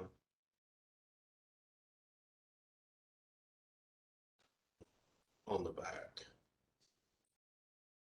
What that does is the electricity goes through the body that way versus across, because these things, you don't want them touching or overlapping each other.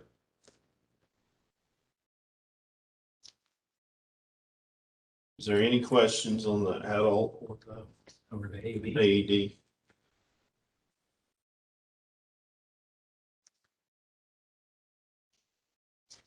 Mark, Yes. this is Karen Dye. I have a question. Yeah. So can the pads be reused? Great question. No. No, once the pads they're one-time use. Okay, thank you. Yeah, you're welcome. The main reason why is because the glue, the really sticky stuff on them, once you use them on somebody, they don't stick very well. Right. Good point. If you guys ever went to the hospital to get checked out, they put an EKG on you.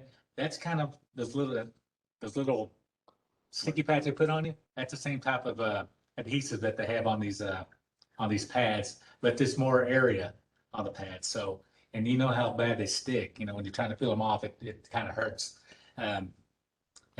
Usually they're just one-time use. That's why a lot of people just buy the adult pads. They'll buy 2 sets. They're good for a few years. And if there's any problems with AED, most of the time it's because the pads either got too hot or they froze. They want your AED kind of located, kind of temperature control. You know, it can get hot for a little bit, but it's not a big deal if it gets too hot for a little bit of time. But they don't want you to freeze them. That's usually the cause of the lights going off, saying needs to be repaired, or you need to do something about this. It zaps the electric in the Yeah. AED too.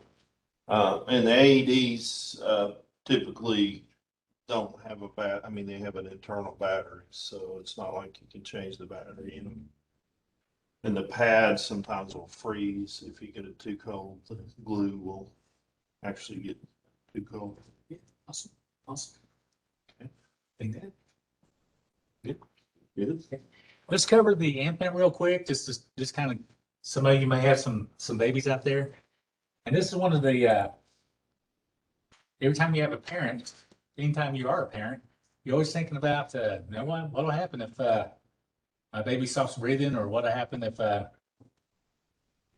know, if I can't wake them up. It's always on the back of your mind. When I was a pipe welder out of high school, all I was thinking about was welding. I got to machining. That was my world. So I've done that for 13 years. Once I got into EMS, I was thinking about, you know, what if my baby has SIDS? And SIDS is always fatal. So sometimes in the medical field, we know too much. And I kind of really, firstborn, I really babied him around. And then it's like on TV, you know, if you want to hold my baby, you need to get that Purell, and you better douse yourself with it. And if you're going to hold my baby, second baby come along, here, you want to hold her? You know, because you kind of live and learn. Now with the infants, what you want to do is got at them. Hey, you okay? You all right? Kind of try to wake them up. Their painful stimuli is at the soles of their feet. So what you want to do is grab a foot, slap it, or flip it pretty hard. And don't worry about being timid about it. We want to wake them up. So we want them to kind of feel that sense of part, wake up. So we're trying to get them come awake. So don't worry about DHS. They're not going to come after you. We're just trying to get them to wake up. If they don't wake up, we want to definitely have somebody call 911 for us, or we do it ourselves. We want to do a head tilt chin lift, but where the nose is pointing straight up. Like on the adults, we went all the way back. We don't want to do that for the infants or the smaller kids, just because their little airways are not developed yet. And infant's trachea is about the size of a McDonald's straw. So if we go too far back, we're going to kink it off like a straw. So what we want to do is just simply where the nose is pointing straight up in the air. And we're going to look, listen, feel from up here. After 10 seconds, if they're not breathing after 10 seconds, we're going to start our compressions. Again, if they're wearing a onesie, we want to pop the onesie open. If they're wearing a little t-shirt, lift that over the chest. And you have 4 different ways of doing your compressions. One is the old, like the Boy Scout salute or Hunger Games, if you want to do the Hunger Games thing. Put your pointer finger right across the nipple line and bring those 2 fingers up. That way you can compress with these fingers here, okay? The other way of doing it is get the opposite finger on the opposite hand, put that across the nipple line, and use your first 2 fingers straight down. The other way of doing it is simply the hands encircling technique, using your thumbs to compress, okay? But if you don't feel like your fingers are strong enough, or if you maybe have carpal tunnel, or you may have some problems gripping, you can use the heel of one hand now, right in the center of the chest, okay? What we're looking for is about 1.5 inches deep depth of compression. The counting's still the same. It's still 30 compressions within 15 seconds, 2 per second, 120 beats, okay? So you can do the same thing.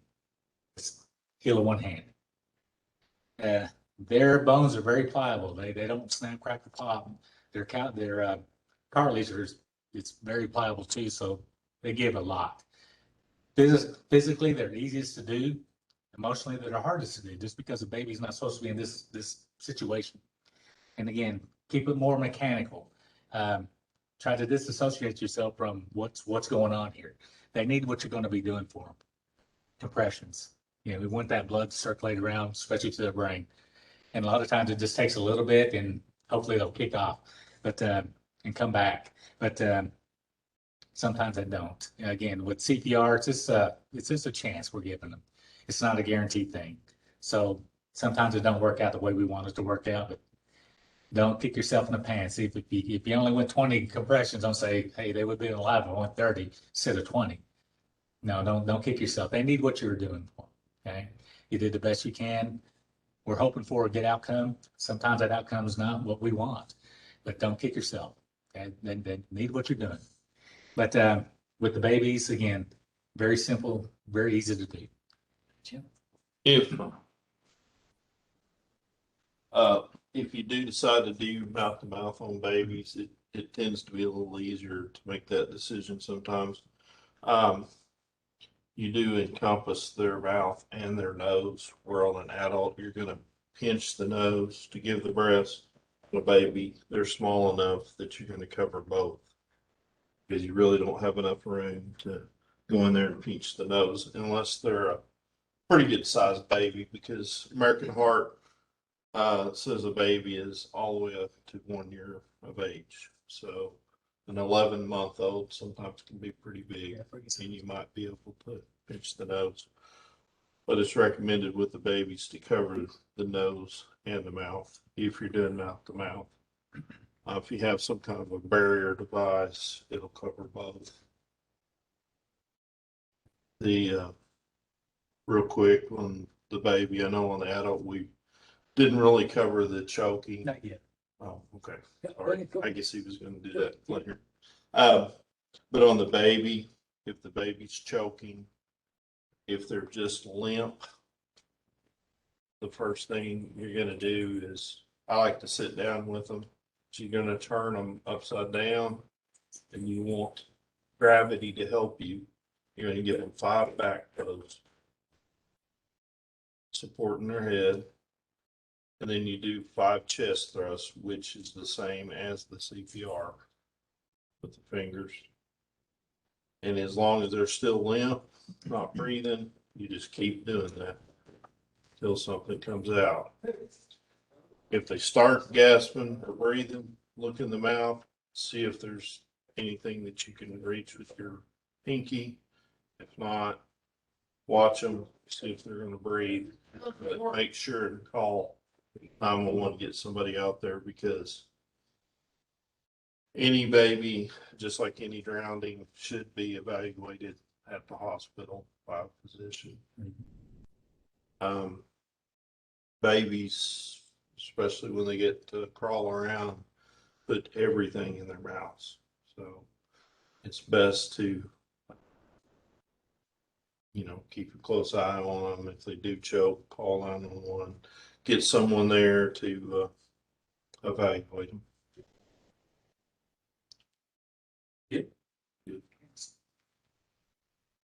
Now for choking, they always say that if you have a like a toilet paper tube, anything that fits in that, you don't want to give to the baby.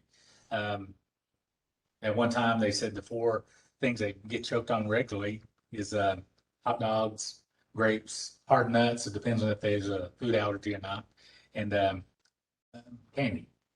If you want to give them hot dogs, they say cut them up. And a lot of people just cut them up like little coins. But then again, if you cut them up in those little round circles, that's still about the size of their trachea in the back of their mouth, so they can still choke on that. What they want you to do is kind of split them and then cut them up. That way they're little pieces. That way they can chew on that a little bit. Grapes, if you don't do grapes, just cut them up also. That way they kind of don't get choked on that stuff. But again, like Jimmy was saying, that's their Heimlich maneuver, the back blows and chest thrusts. Back blows are very effective. And also, you've probably seen on, say, YouTube or the internet, you've seen that little device where they put the little mask on their face and there's a little plunger that you kind of pull up, creates a suction. They say that works pretty good. I think they're about $30 per unit, whether it's an infant or adult. And if you hadn't seen the video, you can type in on YouTube the choking device, I guess what's called. I'm not even sure what it's called, but they say it works pretty good. Now, if the back blows and chest thrust doesn't work and they go limp, did you cover that already? I was getting a drink of water and shutting that door. If they go limp in your arms, you're doing your back blows and chest thrust again. That's their Heimlich maneuver. If they pass out, they go limp in your arms, definitely call 911 if it hadn't already been done so. At that point, we're just going to look in their mouth. Never put your finger in their mouth like a blind finger sweep like we used to have to, because they're a little trachea, I guess. It's shaped like a cone with the vocal cords above that narrow spot. Okay. If we reach in and push the object through the vocal cords, it's in between the vocal cords and the narrow spot. It won't go up or down. We just compounded our situation at that point. Okay. So what you want to do is simply look in their mouth. If you don't see anything, your option if you want to breathe for them or not. If you don't want to breathe for them, you don't have to. You're still covered by the Good Samaritan Act, Good Samaritan law.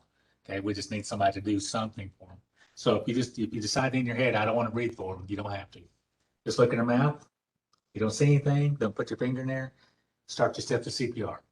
Okay. 30 compressions. What you're doing with that technique is you're moving the blood around like you're supposed to, but also you're smashing the lungs. The only thing in the chest cavity, your lungs and your heart. Okay.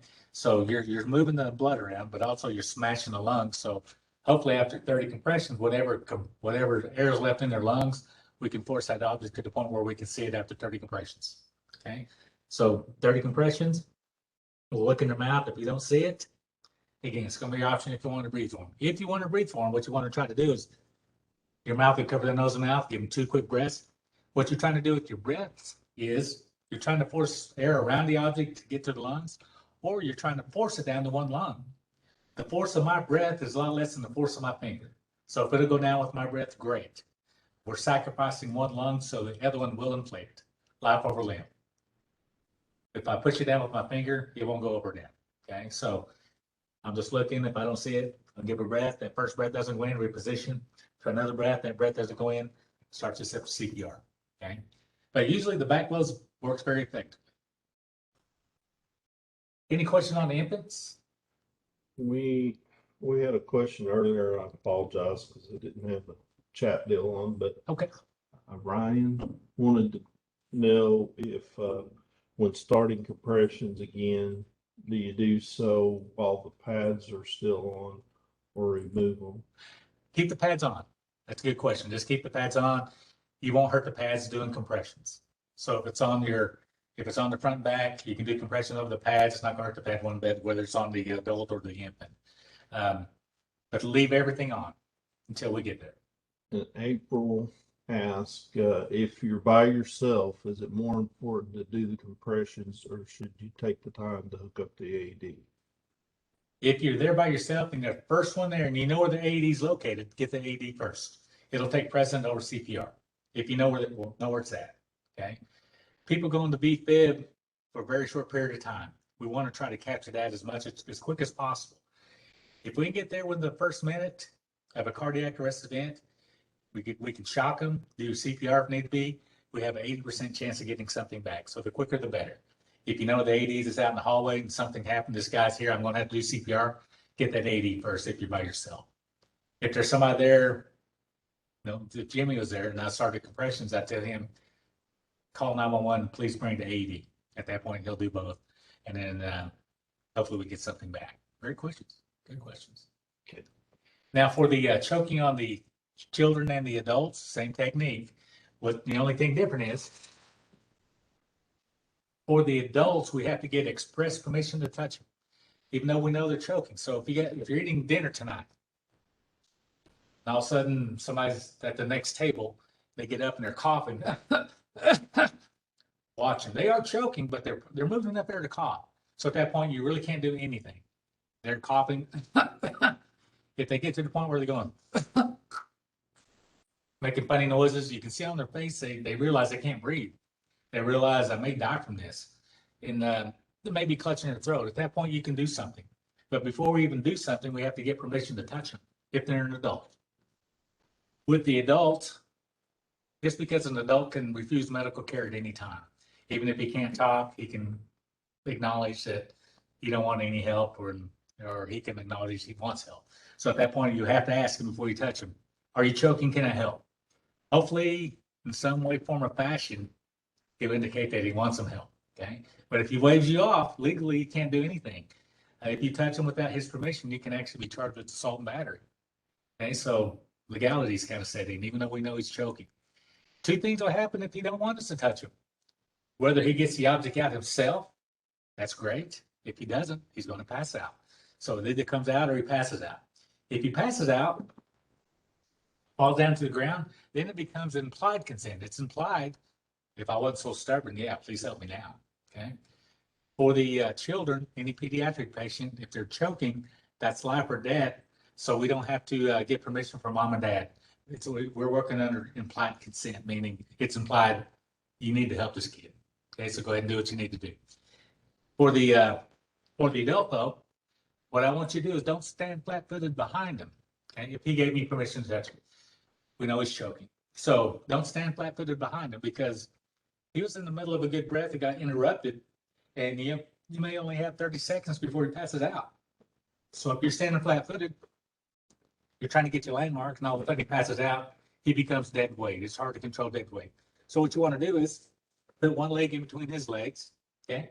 You're ready for him. That way, if he does pass out, you have him underneath the arms if he does pass out, and you can kind of set him down on your thigh. You're ready for this. So at that point, you can kind of walk him back to the ground. In the meantime, let's hope we can get this object out. What you want to do is find the belly button. Put your middle finger right above the belly, or right over the belly button, okay? I used to say the snap of the pants is where the belly button's at. Can't say that anymore because fashions have changed. So just try to find the belly button. I'm not very good golfer. There we go. Put your middle finger right over the belly button, your pointing finger right above that. Make a fist with the opposite hand. Turn it sideways where it's right above your pointing finger. Now grasp your fist with the other hand. We want to use two hands. And what we want to do is go in and up like a J toward the lungs.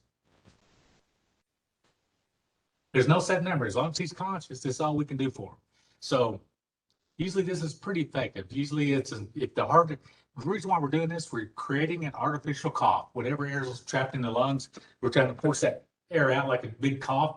So the harder we can do this, the more forceful that cough will be. So hopefully it'll come out. And it's usually pretty effective. In the meantime, if this doesn't work, he's going to pass out on me. I'm going to take him down to the ground. And if the 911 hadn't been activated yet, at this point, this is time to activate him. So call 911, whether you do it yourself, you have your cell phone, put it on speaker, or somebody's there and you have them call 911. In the meantime, I'm going to look in his mouth, see if I see the object. It's going to be the same thing. It's my option if I want to breathe for him or not. Again, if I want to breathe for him, I'm trying to force it down to one lung, or I'm trying to force the air around the object. So I don't see it. So at that point, I'll pinch your nose, try to give a breath. That first breath is met with a lot of resistance, meaning it didn't go down to the lungs. I reposition, try another breath. And if that breath doesn't go in, I'll start myself to 30 compressions. Okay, again, what I'm trying to do is move the blood around, but also smashing the lungs where hopefully I can, after 30 compressions, I can force that object out with my compressions.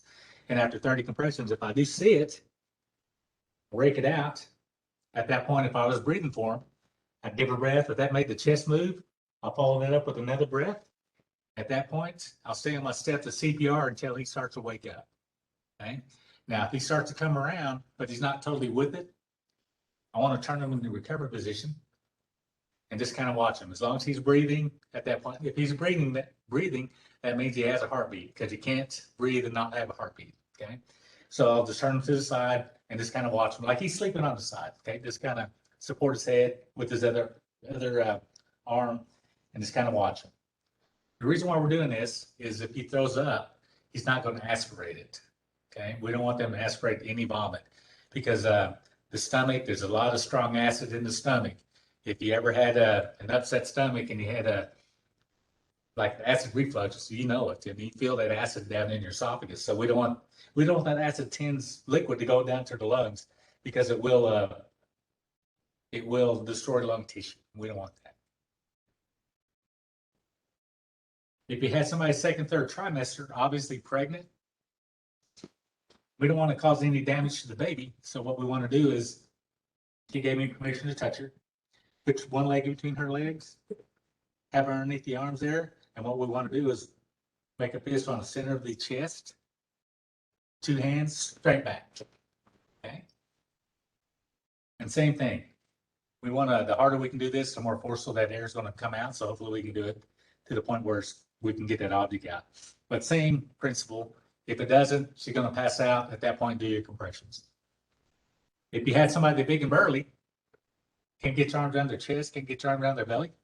So at that point, we can't do this. So what we want to do is place them up against, their back up against something solid, whether it's a wall or whether it's one of those support beams that's in the middle of the room, whatever they're closest to, kind of put their back up against that, like so.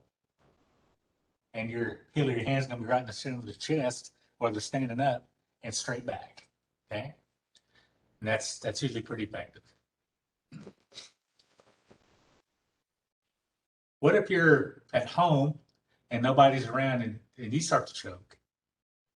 What you can use is, well, the back of a chair, the back of a chair there, and kind of same target. You just want to go above the belly button and kind of thrust yourself down on that chair. Again, the harder you can do that, the more forcefully you're going to move that air out. So hopefully we can get that object out. I've even had classes where people said that they actually done a Heimlich maneuver on themselves, abdominal thrust, or to force that object out. You know, you probably heard of different techniques. I've even heard of the American Heart at one time was looking at if yourself were choking at home and there's nobody around. At one time they were telling you to get on your knees, put your hands above your head and belly flop on the floor. They didn't adopt that in 2020, so I can't teach it, but they say that works. Okay. You guys have any questions?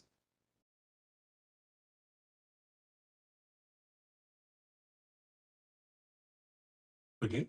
We're good. Go here real quick.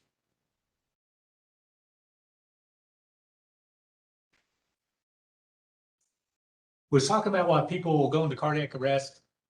And one is they take too much of an opiate. An opiate, when they take it, it slows stuff down. It's designed to. It slows everything down. And if they take too much, it slows everything down, especially the breathing. And at that point, this is where Narcan comes in. If you don't know if it's an opiate overdose and they're out of it, it's worth a shot. If you have it, go ahead and give it to them. It's if they don't need it and you don't know it's an opiate overdose, if you give it to them, it's like squirting water up their nose. It's a very safe drug. So if this guy was down, I would do the same steps. My ABPU, awake. If they're not awake or alert, I'll try verbal. Hey, okay, all right. Then respond to verbal. ABP, painful. Go ahead and do your painful stimuli, whether it's a sternum rub or you pinch that trapezius muscle. You're just trying to get some response out of them. Okay. If they don't respond to you on the APU scale, awake and alert, verbal, painful, unresponsive. At that point, if they're unresponsive, call 911. Go ahead and grab the AED if you know where it's at. And if you have a Narcan kit, this is the time to use it. Okay? Very, very simple. Everything's self-contained. We'll do our step to CPR. Head, tail, chin, lift, because we have to do that anyway. And if you don't see any breathing after 10 seconds, go ahead and grab your Narcan. Open up the box. There's 2 doses of Narcan in these things. And little blister packs.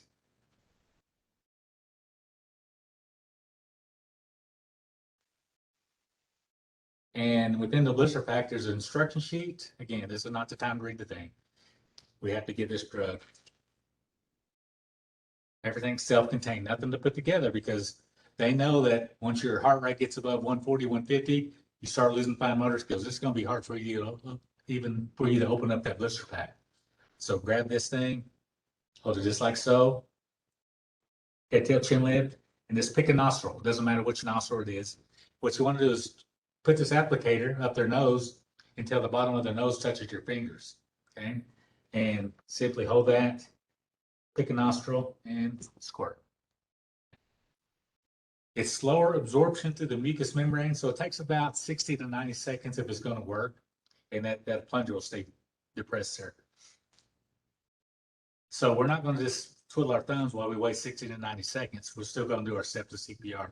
So if they start to wake up after we're doing what we need to do, we're just going to watch them. Sometimes there's so much of an opiate in their system, it will override the Narcan that you just gave. So if you have to give your subsequent dose, grab your second dose, pop that open, and just alternate nostrils. So the first dose I gave in this nostril, second dose I'll give it the other nostril. Put it up their nose until the bottom of their nose touches your fingers and squirt. It's not a biohazard, but it is a choking hazard, so don't leave it laying around. Go ahead and put it back in the blister pack if you want to, put that in the box. If you use both of those doses, go ahead and throw it away in the regular trash. It's pretty safe. Again, once they start to wake up, some of them will throw up on you, so we need to watch them. And some people get kind of mad about it because they were in the middle of a good high and, well, you knocked it out. And they may try to fight you, so be prepared for that. But more likely what they'd be doing is waking up from a deep sleep, which that they were in, and almost a big sleep. So at that point, they're waking up. You may have to kind of talk to them, tell them that we had to give you Narcan because it's an opiate overdose. And they need to be seen at the hospital. They need to be seen at behavioral health because it may not have been an accidental overdose. It could have been a attempted suicide type of thing. Okay. But very safe. You can give that drug to anybody over 28 days. That's what I was going to say earlier.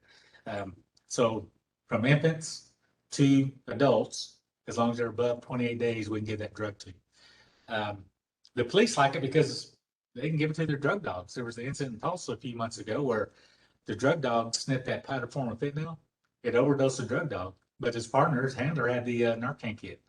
Shot the Narcan up the dog's nose. A few days later, he's back on duty doing what he does. So it's a very safe drug. Again, any opiate. And if you don't know if it's an opiate, go ahead and it's worth a shot. Go ahead and give it to him. And what it does is simply knock the opiate off the receptor side in the brain that's used for a chemical to get on that receptor side so the person can breathe. They get tongue tied a little bit. So that's all that drug does. And if you don't know if it's an opiate or not, it's worth a shot. Okay. Very safe. And the places you can get it, if you want to go to any behavioral health, there's supposed to be within Oklahoma, the behavioral health centers are supposed to be the hub to get your Narcan kit. Any receptionist, you walk in, say, do you have any Narcan kits? And if they do, they'll give you some. Within Cherokee Nation, if you call the Cherokee Nation Behavioral Health, talk to Sam Bradshaw or Terry Garrett, they have cases to give away. It's worth keeping it in they want one in every household pretty much, or any department, say your environmental department. If you want to do that, get an Narcan kit, kind of keep in the vehicle. They don't want this to get too cold. They don't want it to freeze because the applicators are plastic. It's like a PVC pipe that's frozen like a water pipe. It may burst. That's why they don't want that to freeze. It can get hot, but they don't want you to continually make it hot. So we don't want to degrade that drug any. So if it gets hot a couple times, no big deal. But try to keep it in a semi-climate controlled area if possible. Very safe. It's usually got a 2-year shelf life, but we know that a drug doesn't go bad May 1st. If it says April 30th, 2022, we know that May 1st, that drug's still good to use. We just can't use it on the ambulances after it expired. There's laws against that. But we can still use it at the house. So if you have one at the house and it's expired, it's still good. They had a study on 20-year Narcan. It was still good, almost 90% good. So I don't advise keeping it 20 years, but at least a year or two out of date, it's going to be fine. It's worth a shot. Very safe. Again, Cherokee Nation Behavioral Health, Sam Bradshaw, or Terry Garrett. As a department, they may make you do an MOU, and they'll give you some literature. If you have to use it, you probably have to fill out this piece of paper saying that this is where I had to give it at. But very safe. In a lot of the pharmacies now, if you get like hydrocodone or some kind of opiate, they will actually give you Narcan too. Mhm. Walmart does that. So some of the pharmacies, as long as it's available. Yeah. And that instruction sheet, what do I do with it? That instruction sheet, it tells you how to use it. Again, when you open that blister pack, that's not the time to look at it and read it. On the box itself, it has a red border, one of those flaps. Just pop that flap open. That same information is on that flap. That way you don't have to open the box. You can kind of refresh your memory how to use this thing just like this. And 1, 2, and 3. Check for responsiveness, open your package, and get your drug out. Very safe. Any questions on Narcan?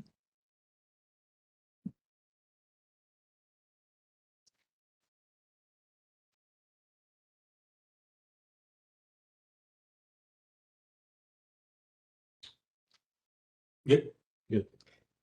Oh, hang on. I'll probably mess this name up. The Comanche Nation Prevention and Recovery Department will also give it to you. Hey, I appreciate that. Have a mission or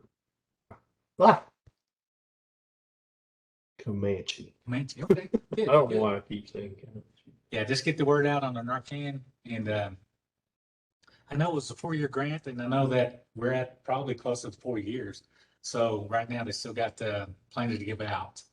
So contact your behavioral health places where you probably can get some Narcan.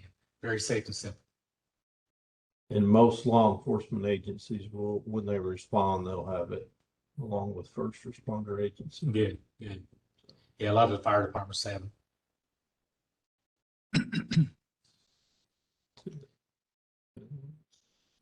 Okay, good. Yeah.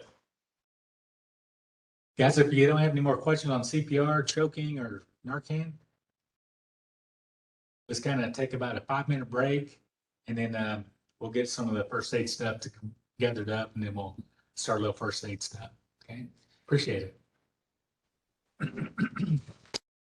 Boss called, so we didn't get a chance to talk, but he would want to ask a question.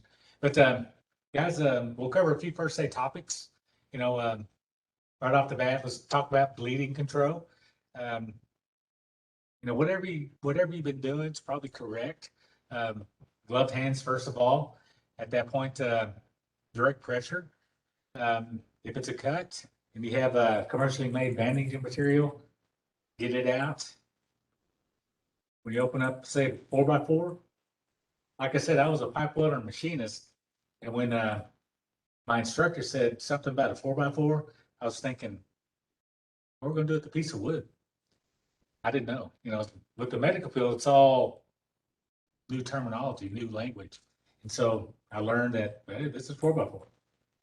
What you want to do is grab it. Once you open it up, it's still sterile until you touch it. So when you touch it, just make sure you grab one corner. And Jim, come on. Now, if he was cut, had a pretty good sized cut, and was bleeding pretty bad, I just lay that 4x4 over there. If he's able to use his other hand, he can put direct pressure there. In the meantime, I'll open up another 4x4.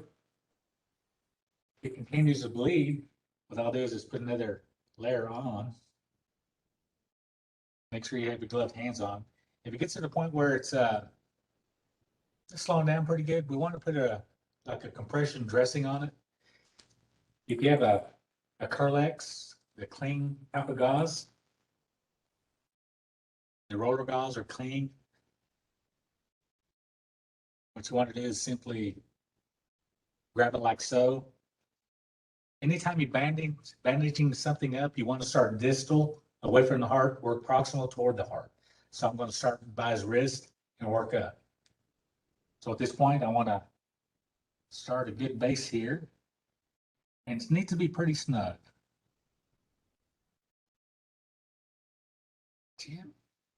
Now, we'll say the cut was a good, say 2 inches. What you want to do when you roll this up is make a little twist. We're right on top of that cut.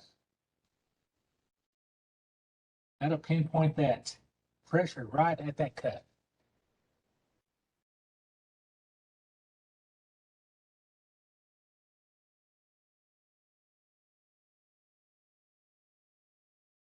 Okay. Kind of looks like a French braid there. And whatever you have left, You can roll that up. If you have a pair of scissors, you can cut it. If you have tape, great. If not, you'll tuck in the rest of that. If you don't have anything at all, just roll that out like so. And with the knots you're going to be making, you'll tie that right on top of the cut. They put a little bit more pressure on it. Like so. Thank you, sir. One more. Now, if it's a, and we'll have you put the tourniquet on, on me. Now, if it's a really bad cut and we got a, say, arterial bleed, every time that heart beats, atrium ventricles, every time that ventricle contracts, that left ventricle, you know, we were looking at 120/80 is a good blood pressure. So what's happening is when that left ventricle contracts, squirts that blood, that's a 120. So it's squirting that 120 millimeters of mercury out. So every time that left ventricle contracts. So you only have so much blood in you. So we don't want that blood to be squirting out like that. That's a life-threatening condition at that point. Doctors, they go through years of school, and what they find out is, at the end of it, is all bleeding eventually stops, whether we stop it or whether they bleed out. So what we want to do is get a tourniquet, whether you make a tourniquet yourself or you have a commercial-made tourniquet. And if you're ever in the military, you've probably seen this type of tourniquets. This is called a CAT tourniquet or a combat applied tourniquet. But what's that look like? Looks like a belt or a strap, like a duffel bag or a handbag type of strap. You can use anything. You can MacGyver anything to make the tourniquet.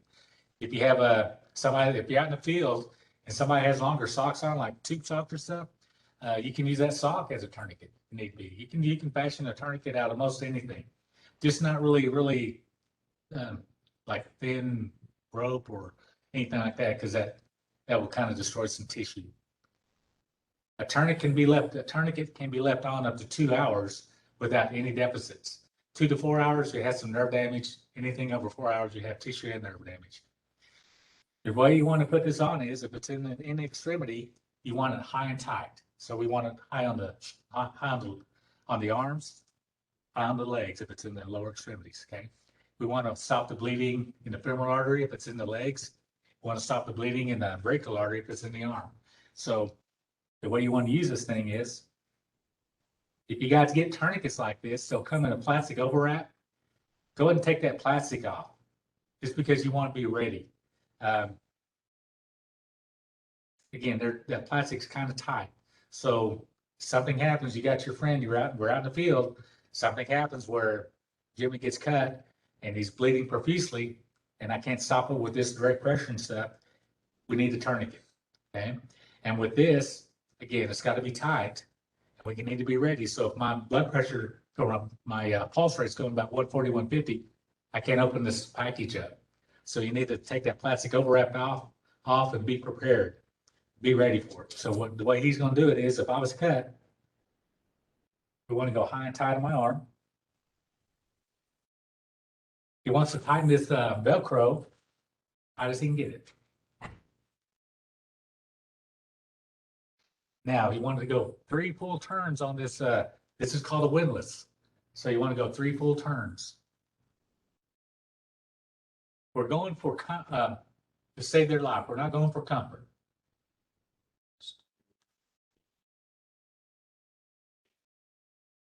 Three, that's pretty tight. All right, got it. There we go. See how tight it needs to be? But I can still use my arm if need be, okay? If I was cut over here, I can still hold stuff, okay? So what he done, he stopped all the blood flow to my arm here. Again, this can be left on up to 2 hours. I can't feel a pulse, so he done good. He saved a life. He stopped the bleeding. Think of this as like a faucet. Yeah, you want to turn that faucet off, so that's why you're turning that windlass. It has a little time right here. If you have a pen, just right the time you put the tourniquet on. Now, my arm feels like, hey, I went to sleep on my arm. It's tingling right now. If left alone, it's going to start to throb. So it's going to hurt. They need to get, you know, if EMS gets there, we're going to give them some pain medications. But right now, we're not really going for comfort. We're going to save their life. And But the cool thing is you can still use that arm. we're good. Thanks, sir. If they make one, they can use. Right.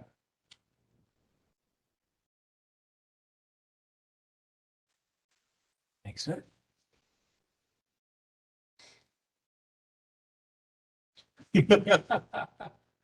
There's different tourniquets out there. There's that's called a cat. There's one called the SWAT, which is a soft wrap. There's one called the rat, and they got all kinds out there. And it's going to depend on how much you want to spend on the tourniquet. Those combat applied tourniquets around $40 to $50, depends on where you get them at. I've even seen them on the Wish app. Don't buy them from Wish. You don't know what you're going to get. You can get it from any medical supply place. These soft tourniquets, just like a workout band. There's little indicators on this. I don't know if you can see them. I'll bring this a little close. How's that look? Maybe a little too close. I think. Can you see the A indicator? little bit low. There you go. Okay. There. You see the little oval? Can you see it? Yeah. Okay, you want that oval every time you wrap it around their extremity. You want to tighten, you want to make this as tight as you can, or you want that oval to turn into a circle. That means you went tight enough and you're going as you're wrapping.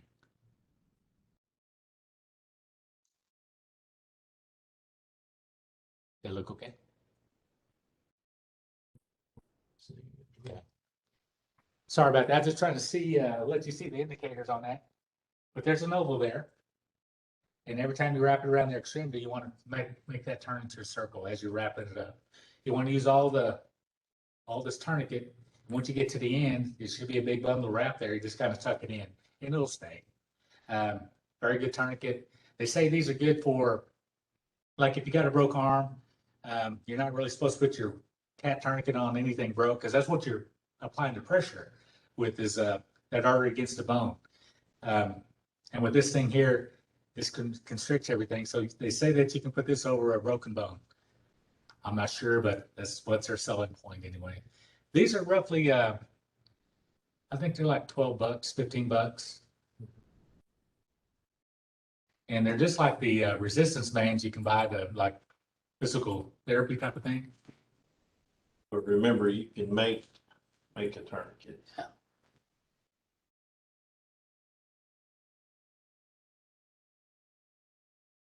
But that's the soft tourniquet. That was a combat applied tourniquet. And if all you have is this rotor gauze, you can use it also as a tourniquet.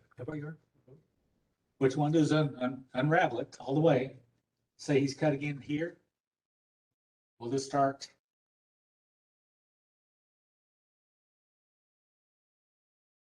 We'll just wrap it around a few times.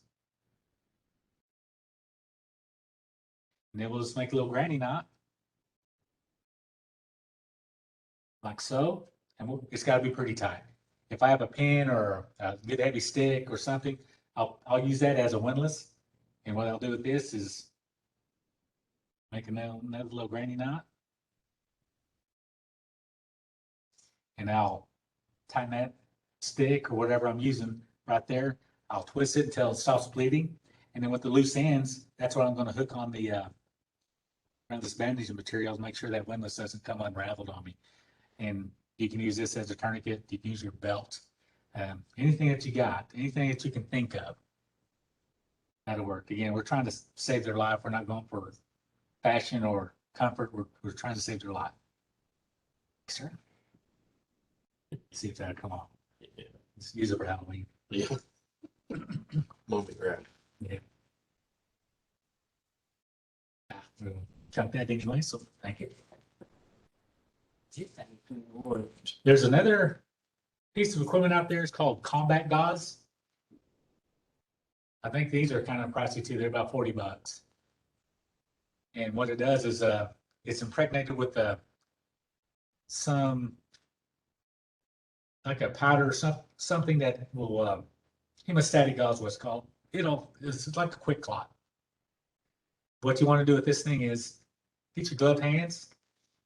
And if Jimmy had a deep wound, maybe a gunshot wound, or maybe got stuck with a stick and you pulled it out, it's bleeding pretty profusely. What you want to do is the cut's right there. We just want to wrap this around our gloved fingers and just start stuffing this in there. Again, it has it's impregnated with some material that will stop the bleeding, will cause it to clot, and we'll just shove as much as we can in there. And again, don't be timid. Just start shoving it in there. Start packing that wound. Within that packaging, it's Z-folded. So as you're undoing this, you're unfolding that Z. And get as much as you can in there. If that's all you can get in, just pull the rest of it out. Just put it on top. You want to hold that for about 3 minutes, about at least 25 pounds of pressure. That'll make sure everything's packed in there nice and tight. And once the bleeding's controlled and stopped, a lot of people will go ahead and get the packaging, put that right on top, then they'll wrap the Kerlix around it or the clean around it. That way, when the doctors start unwrapping to look at the wound, they can say, hey, you guys use combat gauze. If you can see within this bandaging material, there's a blue thread.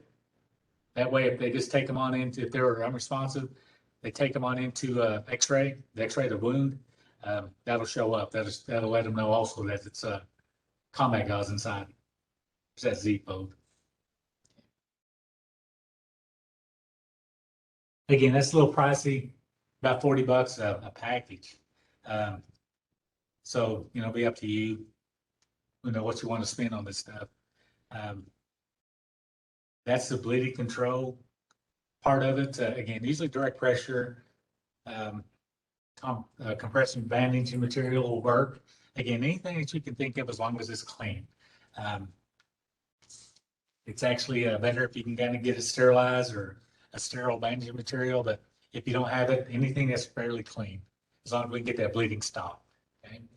The younger the patient, the more they're susceptible to shock because of blood loss. We don't want them to, just because they have a lot less blood volume in their body. Me, I got about 5-6 liters in me, so I can afford to lose some blood. If you ever given blood, you get 500 cc's or mLs. You gave 1 pound of blood or 1 unit of blood, and think about how you felt after you got up. Some people just kind of feel a little woozy. Some people are fine with it, and they get up and they're, hey, I'm okay. I feel pretty good. Just because it depends on that day, what your body can handle. Sometimes you get up and, man, I'm a little bit lightheaded.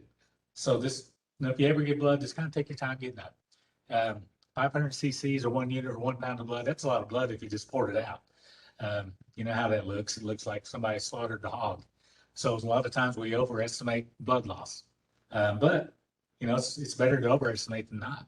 So we need to get that bleeding under control pretty quick. Okay, so direct pressure, compression bandaging, use whatever you have. Again, your brain, your mind, can think of a lot of things to use, and just kind of look and see what you got. Do the best you can. What are some of the things out there that you guys can think of as far as that things that happen to you when you're out in the field? Maybe snake bites. It's getting warmer, so you'll have some snake bites out there. You want to be aware that there may be a snake, copperhead, water moccasin, rattlesnake. Those are the 3 poisonous snakes that we have here in Oklahoma that are indigenous to Oklahoma. There's for every poisonous snake, there's different species of non-poisonous snakes that want you to think they're poisonous. So people say, well, the way you can tell is look at their heads. A poisonous snake has triangular heads. There's some non-poisonous snakes out there that makes their heads more triangular. They say, well, look at their eyes. Their eyes have got elliptical pupils. But you got to think about how close you got to get to a snake to look at their eyes. You don't want to do that. They say, well, they have heat-seeking pits behind their nose. again, you gotta get pretty close to look at the pits. So just kind of give them a wide berth if possible. If you're dealing with snakes all the time, you can tell the difference.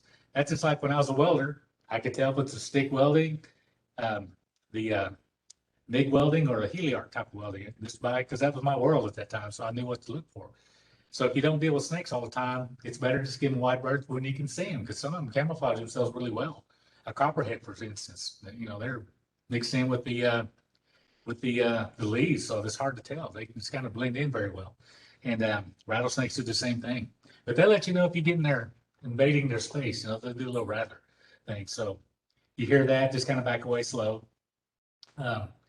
If you do get bit, though, there's some things they kind of made it simple now. All they want you to do is kind of keep that bite in a dependent position, which is lower than the heart. Okay. If I got bit on the arm, just keep it lower than the heart. That way gravity kind of pull everything down. Before we used to say put a constricting band above and below. They don't even want us to do that anymore. What they want you to do is, if I got bit, the venom of any of these poisonous snakes we were talking about is a hemotoxin. It makes the blood very thin. So you may have intense pain. You may see free bleeding coming out of the puncture marks. All they want you to do is kind of make with a pin, how much swelling is involved. So at 10 o'clock in the morning, I got bit, and right here's the swelling at 10 o'clock. At 10:10, it's up to here. 10:30, it's up to here. 10:40, up to here. That's all they want you to do, and get them to the hospital. Jimmy, I got a cough real quick, man. Okay. Just trying to answer it first. You did? Yeah. Oh, no. Ooh, excuse me.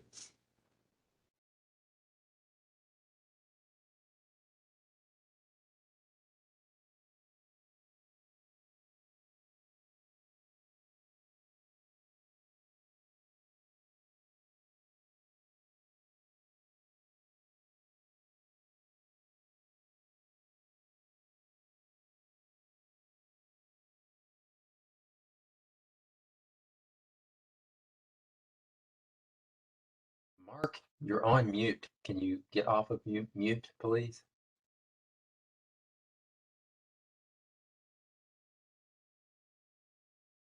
Sorry about that. I had to cough, and it's not COVID. I think I had COVID twice, in 2020 and beginning of this year. Hey, Mark, can you go over the poison ivy, poison oak thing Oh, again? you The bet. little trick that you're supposed to know how to tell which one's which. I You always bet. get the wrong one. Yeah, you bet. I'm 3/4. I'm mainly Cherokee and Osage, and they say natives are not supposed to be allergic to poison ivy, poison oak, or poison sumac. I have to call BS, man. I get all three. And with poison ivy or poison oak or sumac, you can be pretty much immune to it at first, but the more you come in contact with it, the less your immune system is until you get it. And then the more you get it, the worse it's going to be. And then once you get it so often, you start getting immunity to it. So it's like a vicious cycle. You'll get immune to it, you'll get it, you'll get immune to it, you'll get it. What I've always done is taken large amounts of vitamin C, about 15,000 milligrams of vitamin C, and that seems to help me heal up pretty quick. The main thing is know what it looks like. With the poison oak and poison ivy, it's leaves of 3, leave them be, and the leaves will be oily. That's what's going to get you the oil. And when you're sweaty, you got the oil on you, that sweat will make that oil go all over the place. So what you want to do is kind of recognize I got into poison ivy or poison oak. With sumac, again, it's going to be shiny leaves, and it kind of looks like a bush. You just got to kind of know what they look like and kind of avoid it. But you can keep covered as much as possible. But just remember that if you get it, anything that you touched has an oil on it. So if you touch your car keys, it's going to be oil on your car keys, steering wheel, gear shifting, even the handles, anything, the seat belts, we have to wash that off. The main thing is get that off you first. Any one of the commercial made poison ivy, poison oak, or sumac, post-exposure stuff works really well. We used to take new when we had our search and rescue teams, and I walked through all kinds of poison stuff, and I use that post-exposure stuff, and I never really got it. So that works pretty good. But if you walk into it and you got into it, the best thing to do is take a cold shower, as cold as you can take, and use like Dawn dishwashing liquid, get that oil off you. It taking cold showers, I don't like that cold water anymore. So, I try to wash it off as quick as possible. But after you get it, sometimes I get the worst I've got it. I had it all on my face, eyes were swollen shut, had blisters all over me. I had to go get shots. And then the more I knew, the more I got exposed to it. Now I'm kind of like immune to it now. I get just a little bit of a rash that'll itch, but that's usually all I get. But the more I get exposed to it, the worse it's going to be. I've even had where we were burning it and the smoke got on me because the oil's on the smoke, and got on me and got all over me. Even carrying wood in it in the wintertime, I got up and vine on me and carried wood in. And lo and behold, in the middle of the winter, I get poison ivy. But anything that you touched, going to have the oil on it. So any of your clothing, your bootlaces or shoelaces, anything that you touch has potential that oil. So you need to get it washed pretty quick. Again, Dawn's really good at getting the oil off, but be careful in the shower because it makes everything slick. And I don't want you falling in the shower bathtub because you're gonna hurt yourself. So best you can get a good soap and get that oil off of you. And then if you do get exposed and you got a rash on you, usually they do make and I forgot the name of the lotion. They make the lotion where in about 3 days you're healed up. And they sell it at any drugstore now. So that's really good. But kind of recognize what you're getting into. Leaves of 3, leave them be. And the sumac looks like a bush, but the leaves are very shiny, got the oil on them. And again, just kind of know what you touched. Kind of think about where will all my fingers go. And any place on your body, you're going to get it. Your face, if you don't wash it off. Okay.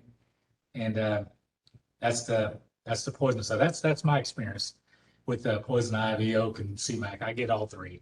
So I just kind of know what they look like and kind of stay away from them. Even when your dog goes out in the woods and comes back, you're patting them and you're sweaty, you can get that on you. So just be aware. What about ticks? There's Lyme disease, there's Rocky Mountain spotted fever now. There's another disease out there that makes you allergic to meat. Some people get so allergic, it's almost like anaphylaxis. They have to have EpiPen, Benadryl, or it kind of shuts their airway down.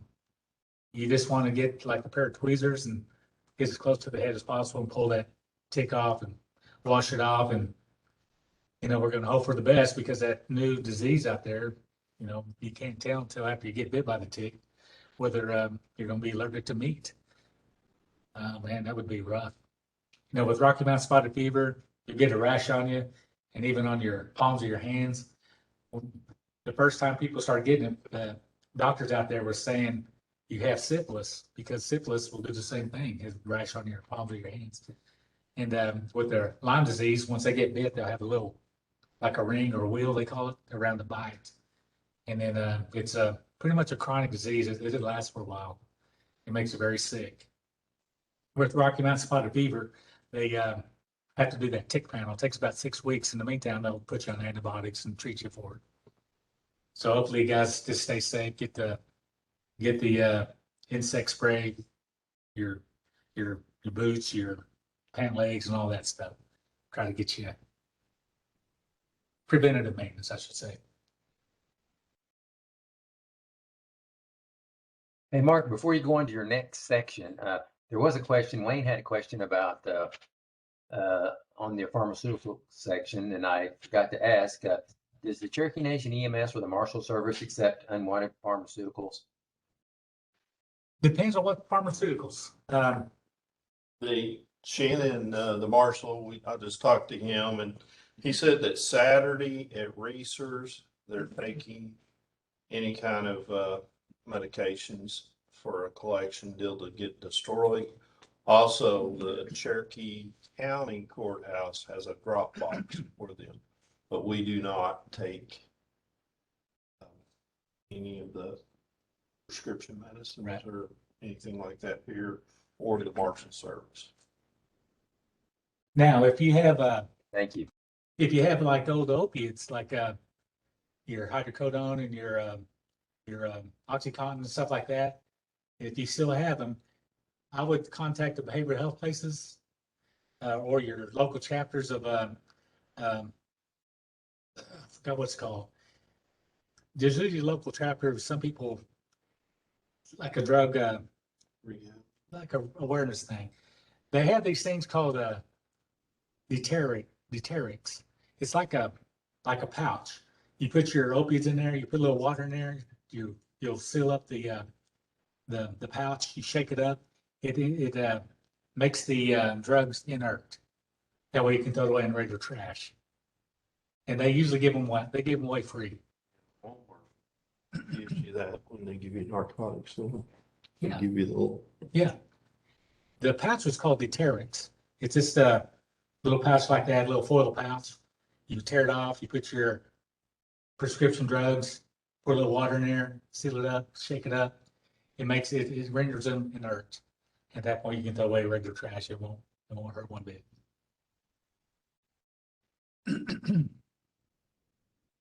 Good. Let's talk about, we talked a little bit about poison ivy, poison oak again. Just make sure that you recognize what they look like. Read up on them.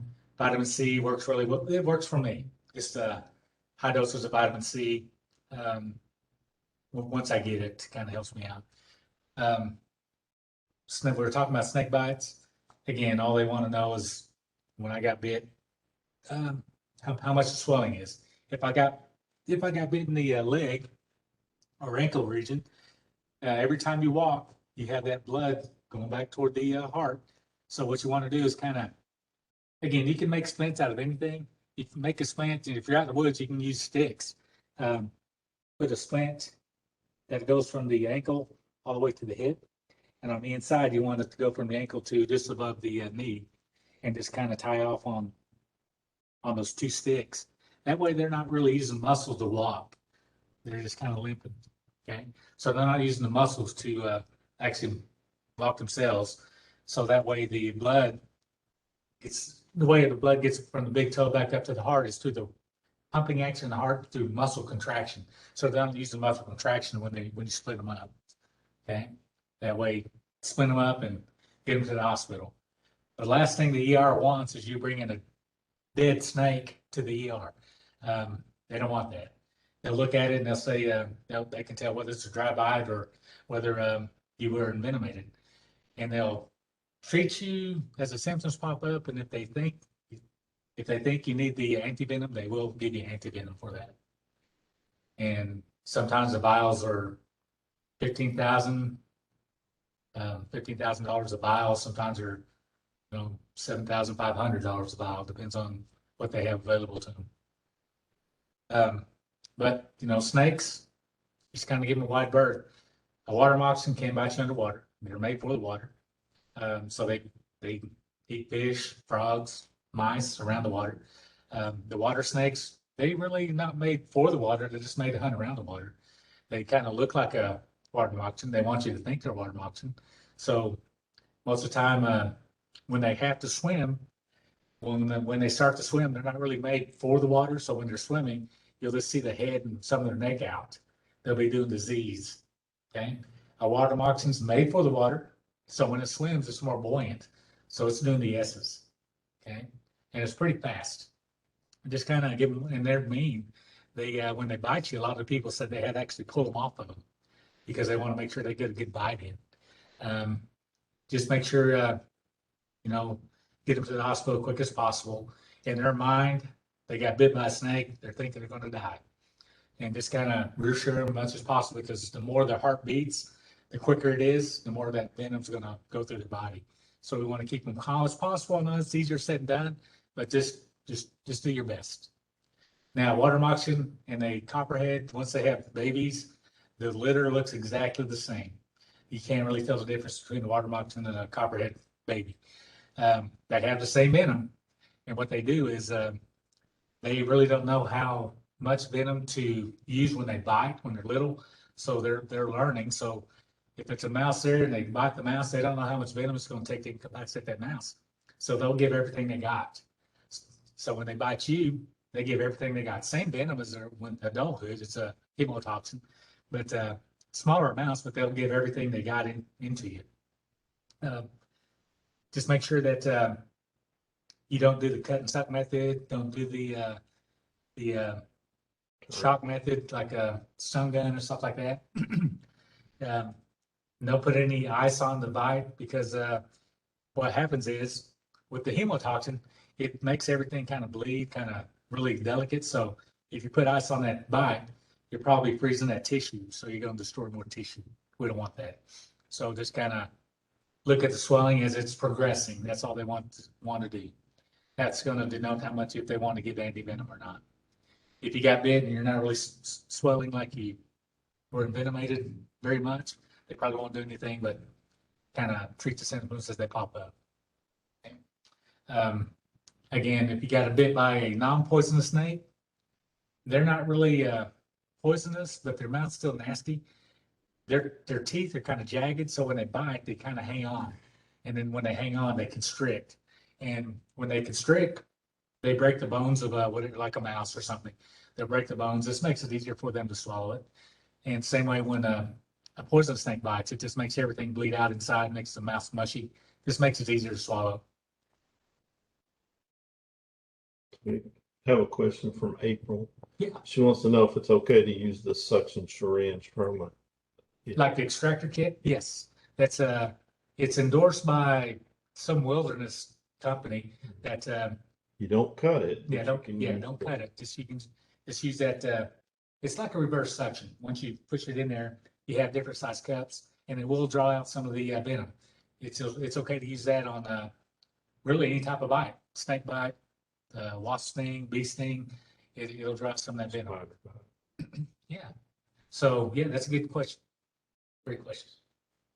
Now, what about bee stings? How do we handle that? Now, you got a honeybee. Once it stings you, it disembowels itself. So, I don't have a pen. I'll use this tube here. We'll say this is a stinger.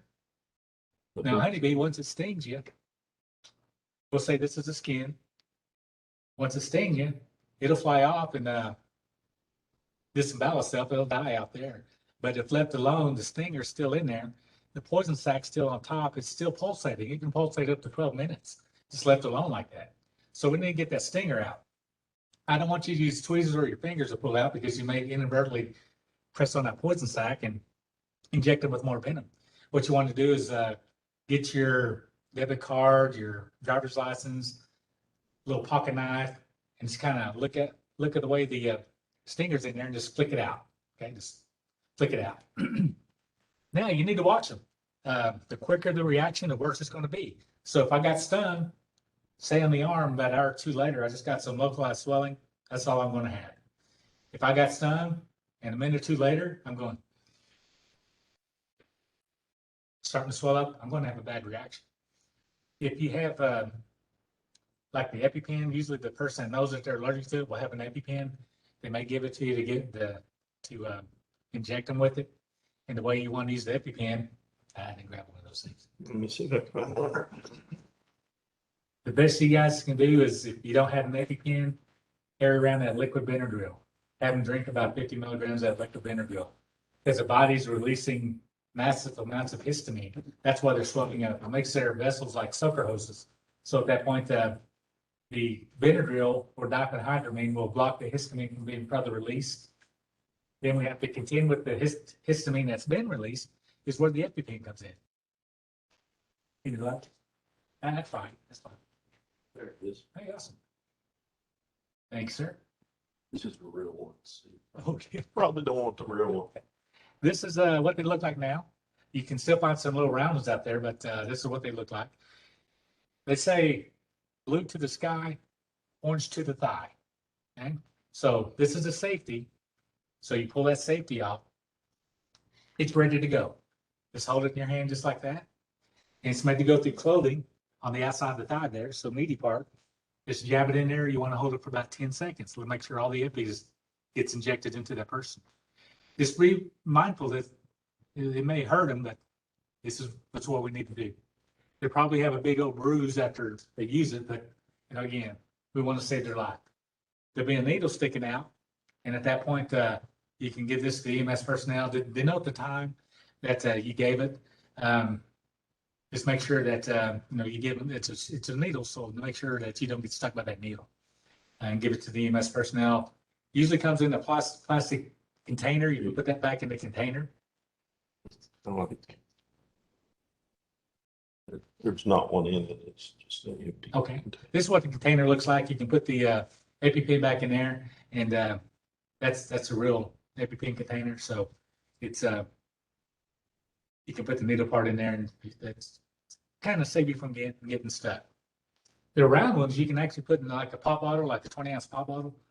Now these the other ones you really can't, because I don't know what they just had to change the packaging, I guess. A very, very useful piece of equipment, but an EpiPen anymore costs about $800 per dose. They do make a generic form of them. You get 2 for $800. They're $400 a piece. So that's an EpiPen. Again, the best thing you guys can do is give them Benadryl or diphenhydramine, the liquid form, 50 milligrams of it, which is about 10 cc's or 10 mLs of it. Good tablespoon of it.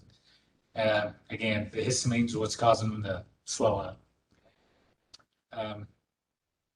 What else? Do you think of anything else? Anything out there, guys, that you have a specific question on as far as first aid? Hey, Mark. Yes. Quick question about tetanus shots.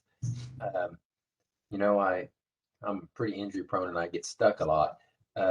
What is your recommendation on when you should get one? And, you know, everybody has a different idea of how often too. What is your take on that? They say every 5 years.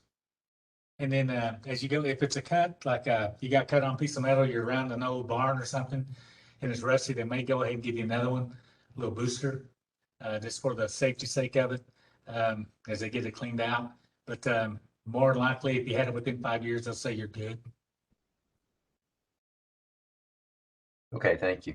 Hey, you're welcome. You're welcome. I think a lot of it depends on how much you're around different things like old barbed wire, any kind of rusty stuff. Yeah. Yeah. Well, guys, I don't want to put you guys to sleep. So if there's not a specific topic, I'll let you guys close out. Any other questions for Mark on any subject? He knows everything about everything. So if you want to know what team to bet on tonight, if it's going to rain, just ask Mark. He knows all the answers. And it's Friday afternoon at 3 o'clock, and he'll tell you whatever you want to hear. What is 3 o'clock already? Wow. Guys, went by quick. Yeah, it really did. Well, if we don't have any more questions, I guess that's it. Mark, we really appreciate you. And was it Jimmy that was on Jimmy, also? We appreciate you guys spending your afternoon with us today and giving us some really good information and some stuff that I'd really never heard before, which is really, really good because, you know, you never know what you're going to see in this kind of line of work. So Right. maybe next year we'll have you back again. We'll have some more ideas for you. Hopefully we can meet like in person one of these days. Yeah. Yes, that would be nice to That would use be the actual hands-on demonstration again sometime. Okay, then if that's all, then we'll wrap it up for today. I know everybody doesn't wants to go home and get ready to go home for the weekend. And I appreciate all you guys, the trainers today and the participants, and we will be seeing you the next time. Be looking on the iTech website for the next trainings that'll be coming up. See you all. Appreciate it. Thank you. Thank you.